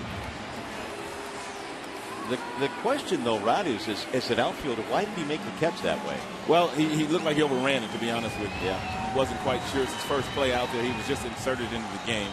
And there's a little wind blowing in from right field, so he might have overran it initially, but he made a catch that's going to go as an error. Wow, what a break for Detroit. That's why people keep crying for instant replay. Yep. E9. Well, Tigers still have to get him home. Here is Holiday, we presume up there to bunt.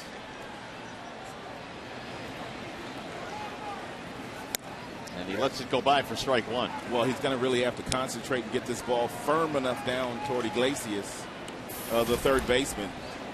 And because Napoli has no responsibility over at first base, and he's already on the grass.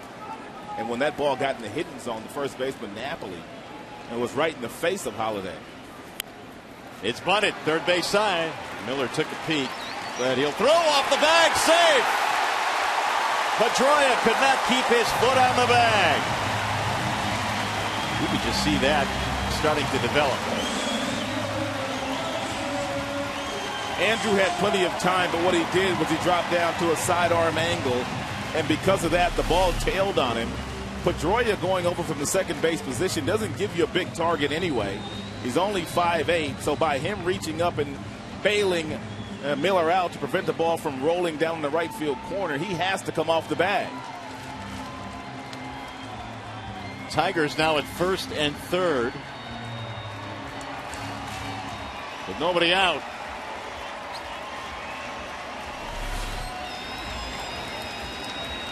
Sacrifice and an error on the pitcher. Sack E1. 2 errors in this inning. Sort of. Here's Jackson. Infield in. AJ looks at a ball high, 1-0. By the way, Nava came in a pinch hit for Victorino. Victorino was removed with low back tightness. Yeah, we were wondering why Nava would hit for Victorino. Victorino has been probably their most consistent hitter of the series. Now the 1-0. Way outside to AJ. 2 balls, no strikes.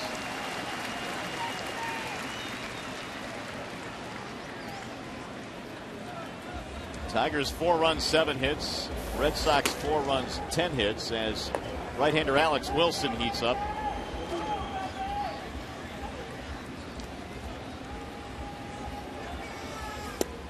In there for a strike, 2-1.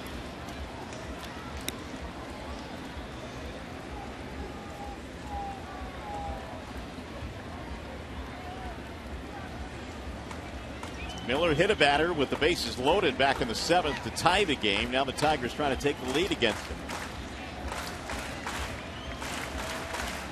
Here's the 2-1. Way inside. 3 balls, 1 strike. Benoit came on to get the big out. The strikeout of Nava to close out the top of this inning. With the go-ahead run in scoring position. Hunter on deck.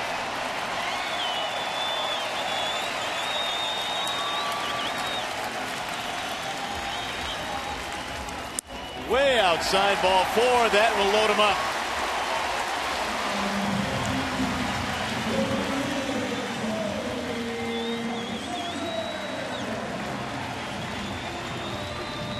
Don't forget, coming up after this game is over from the Call Sam Studios Tigers Live post game, we'll hear from the skipper Jim Leland, get you all the reaction to this one here today.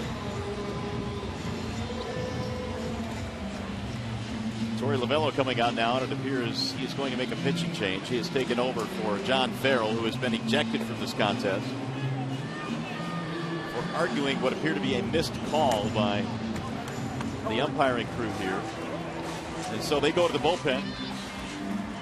And it's loaded up with nobody out. We'll be back.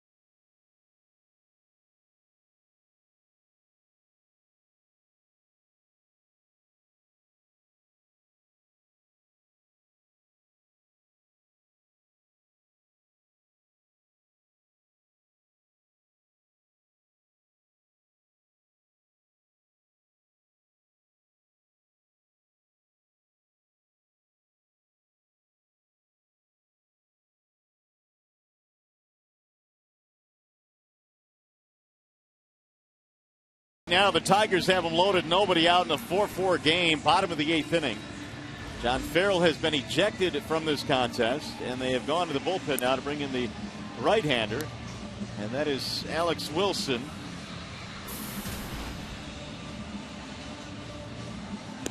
'20th game now that Wilson has been in. You can see the ERA is 2.82. The whip is 1.61. 11 base on balls and 17 strikeouts. Wilson made his major league debut earlier this season, back in April against Baltimore. Pitched at AAA Pawtucket last year. And so here is Torrey Hunter, infield in for the Boston Red Sox. Nobody out, bases loaded. And Wilson has inherited 13 base runners this year. 8 of those have touched home plate. Fouled back out of play 0-1. So he has not been very good this year at stranding and the base runners that has been left out there for him.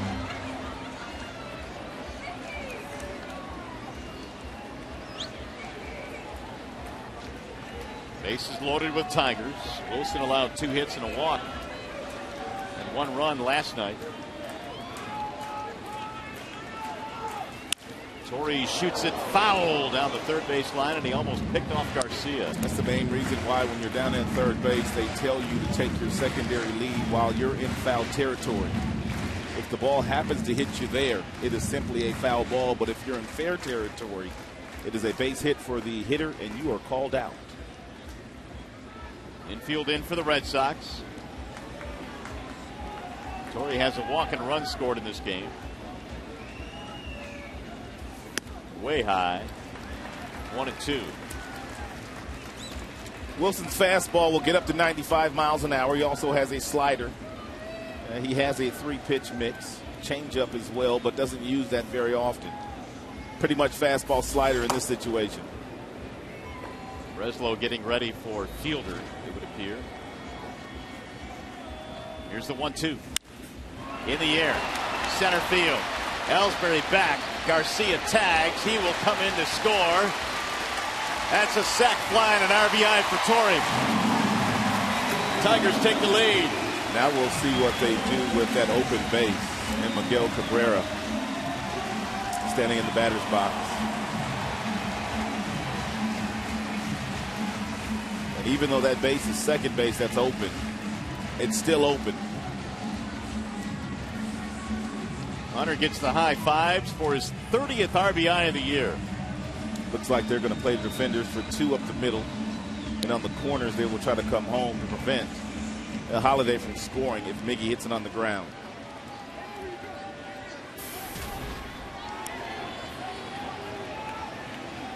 Big day so far for Miguel. 2 hits and RBI. Ball 1.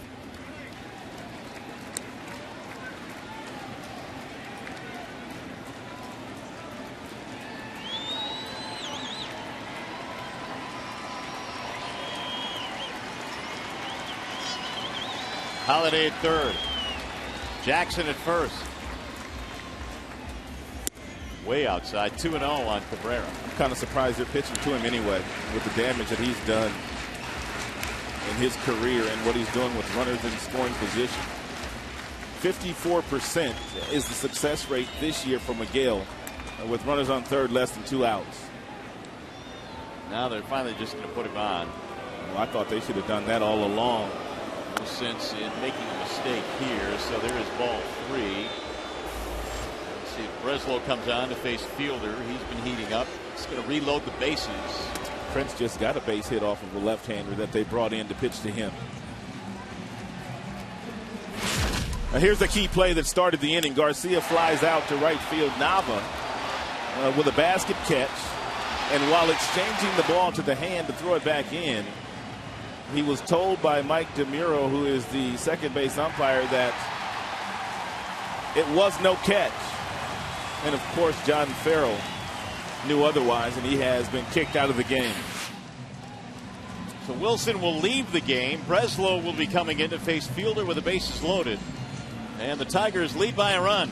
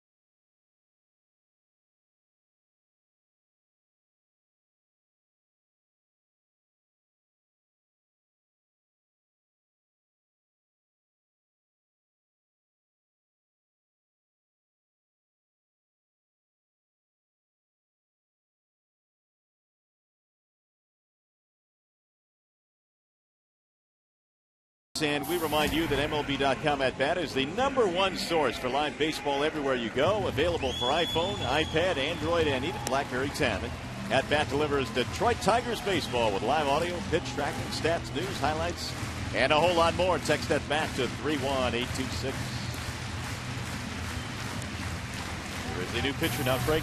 Breslow has come on for Boston. How would you like to be a fly on the wall with these two, this catcher and this pitcher? Both guys went to Yale. Can you imagine what that conversation must be like? A lot of big words. A lot of big words with a lot of syllables. LaVarnway, the catcher, I think, majored in philosophy. He did. At Yale. And I can't even pronounce what Breslow majored in. Is it in the book? Yeah, it's here. It's here. I can't even pronounce it. What about the 3 things we dug out for... Oh, here we go. Yeah, there they are. It's molecular biophysics. Yeah, no wonder why I couldn't pronounce that. Smartest man in baseball, according to Wall Street back in 2009. The rest is immaterial. Right now, it doesn't matter what his diploma says. He's got to deal with Prince Fielder. They are loaded up. Check swing. They will appeal. Didn't go. And last time Prince was up, he got himself a 2-1 breaking ball from Andrew Miller and hit a solid single into right field. Snapping an 0 for 8 against left-handers. His last 8 at-bats before that base hit against Andrew Miller.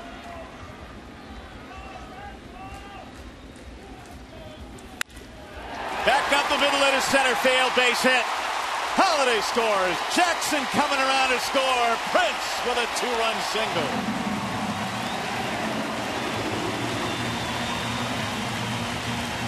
Talked about Prince a couple of days ago and the fact that when they decide to walk Miguel and bring in a left-hander, he just gets locked in.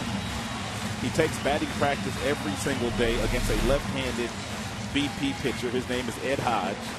Gets himself a little hanging breaking ball there. Doesn't try to do much with it. And just hits it right back up the middle.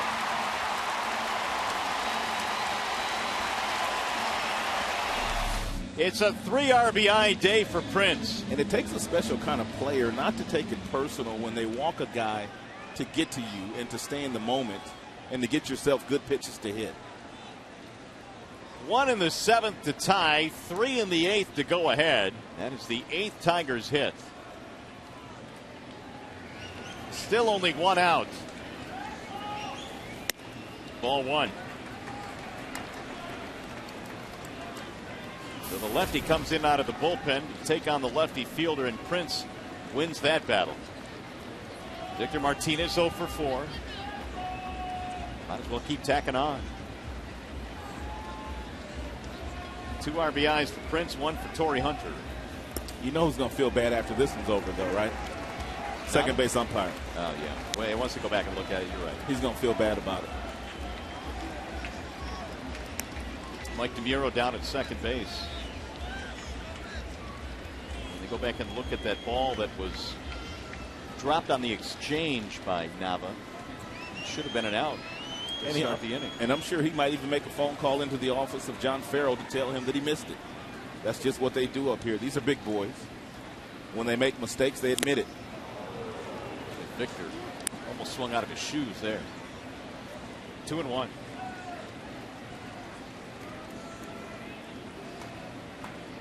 Well, it opened the gate, and the Tigers have charged through with 3 runs.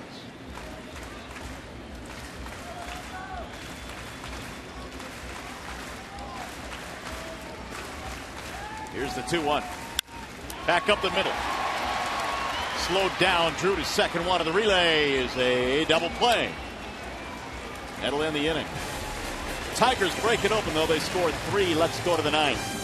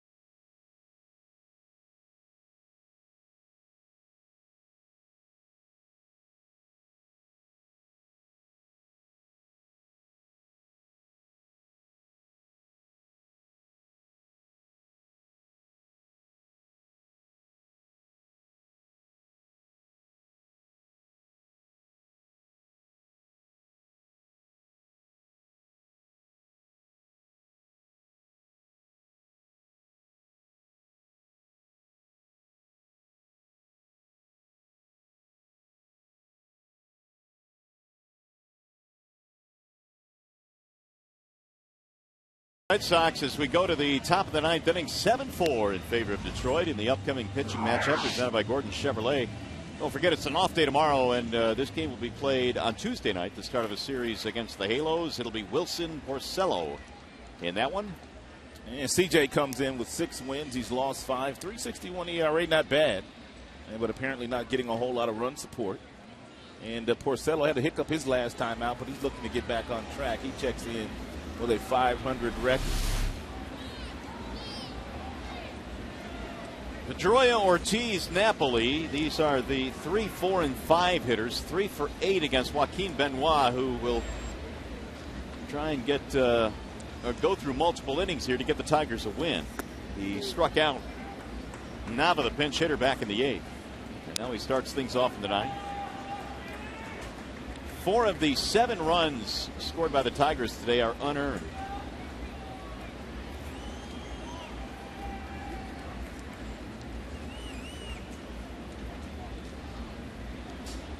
Here's the 1-0. Pedroia backing out of there. Takes a strike, 1-1. Dustin today with 2 singles, a walk. He has scored a run.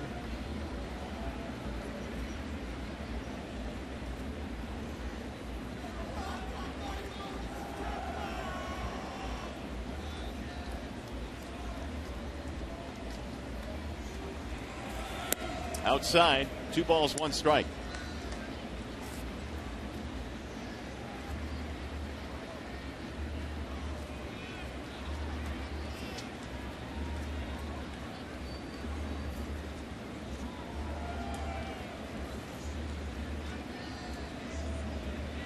Now the 2-1. Foul tip into the glove. 2 balls, 2 strikes.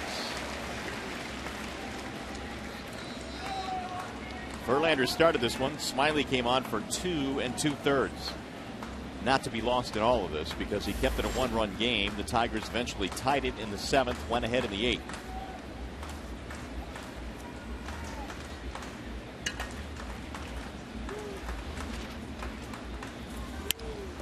Pulled into left field, a base hit, and a leadoff single for Pedroia. Well, you knew Boston would not go quietly here today. It's an 85-mile-per-hour changeup, and it's down, and Pedroia goes down to get it and gets himself a base hit. Look at him collapse on that backside to go down and get that ball.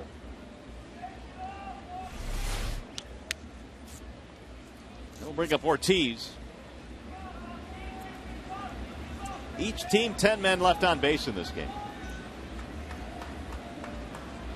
286 lifetime against Benoit for Big Papi.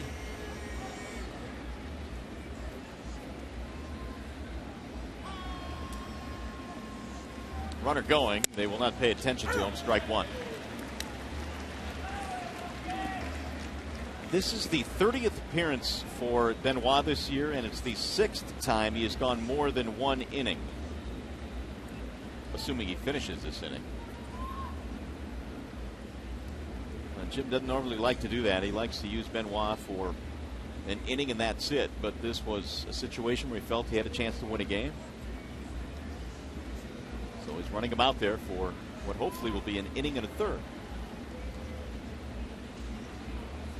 Here's the 0-1. 1 ball, 1 strike on Ortiz. Red Sox have had 11 hits in this game today. It's a good baseball team. They got to get some stuff sorted out as far as their pitching is concerned, but they can definitely swing those sticks. And although their defense has let them down today with 3 errors, they're usually a pretty good defensive club.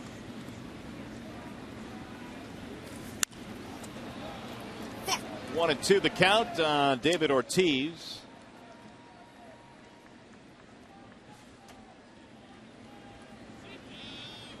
Somebody going to have to wash his mouth out with soap. Big David Ortiz. We apologize for that.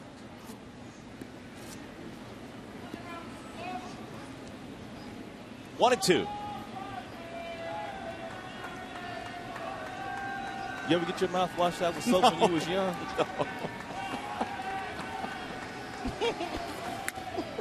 That's inside and high, 2 and 2. No, because how about a little hot sauce on the tongue? I was very judicious when I used words that I probably shouldn't have. So I never had my mouth washed out. What about you? No, never. Got a couple spankings, though.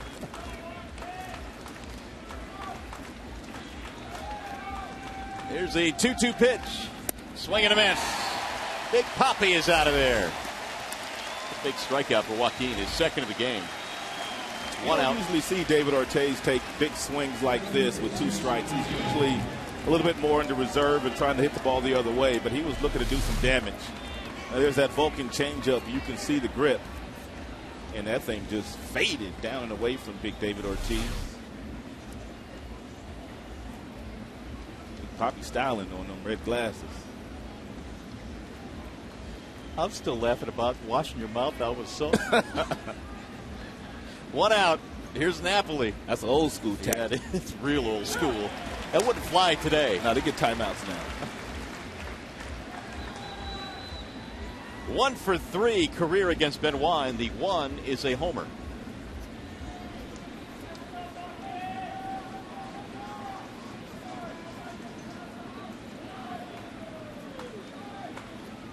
Here's the 0-1. Napoli's jersey is falling off. It's hot down there. Napoli always rolls around with a couple of buttons undone. But usually with a T-shirt underneath it. Yeah, this is a PG program. I know. Here's the 1-1. It's outside. 2 balls, 1 strike.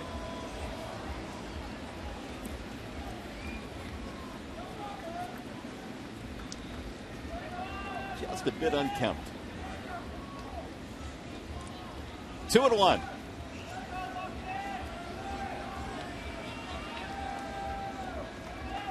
Napoli knocked in a run back in the 3rd.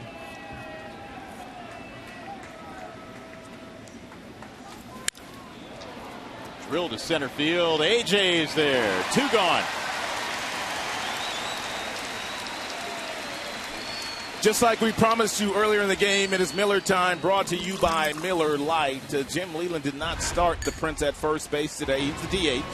And he gave him a day off his feet, and he got a couple knocks. And both against left-handers, both very late in games. He got Andrew Miller for a knock to right field. Then he got Breslow. He took his pitch from Breslow right back up the middle. And there's that man again, Austin Jackson, touching home plate. It's a beautiful sight. 3-run lead, 1 more out to get. Johnny Gomes standing in.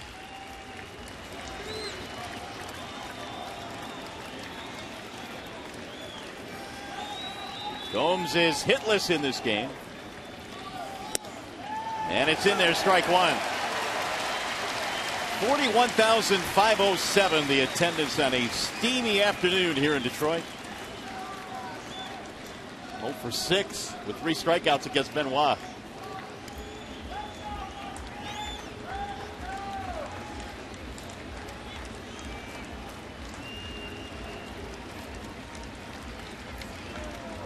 Now Joaquin ready with the 0-1. Down the right field line. That looks like trouble. It's going to get down and go to the wall. That'll get a run in. And Johnny Gomes not ready to go home. That is a 2-base hit and an RBI. Now it's a 2-run game. Brings the tying run to the plate. That's a fastball that's just kind of tailing away from Gomes. And he doubles down in that corner, and that little fella thought he was going to go home.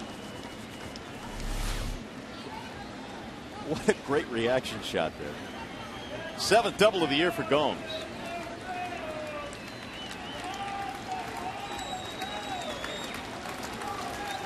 Stephen Drew's got some pop in his bat. He's homered 5 times this year, but most of his power is to the pull field.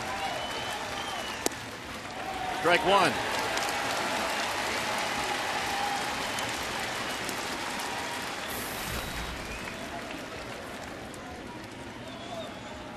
Single and a walk in this game for Drew. He's 1 for 3, batting .222.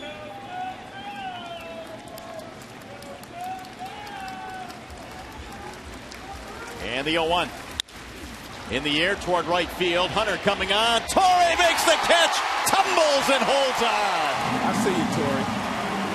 Hunter with the final out of the ball game, and the Tigers win. Great win here today by the Tigers to take the series, although they were helped out a little bit by that play in right field, which Daniel Nava clearly caught. But let's take a look at the Torrey Hunter catch, the final out of the game. He's been doing that his entire career, and this one is a game winner. And little fella's got to be happy about this. Yes, he is. Tigers take 3 out of 4 from the Red Sox. A big series for Detroit. There's your final total, 7-5. We'll be back to Comerica Park.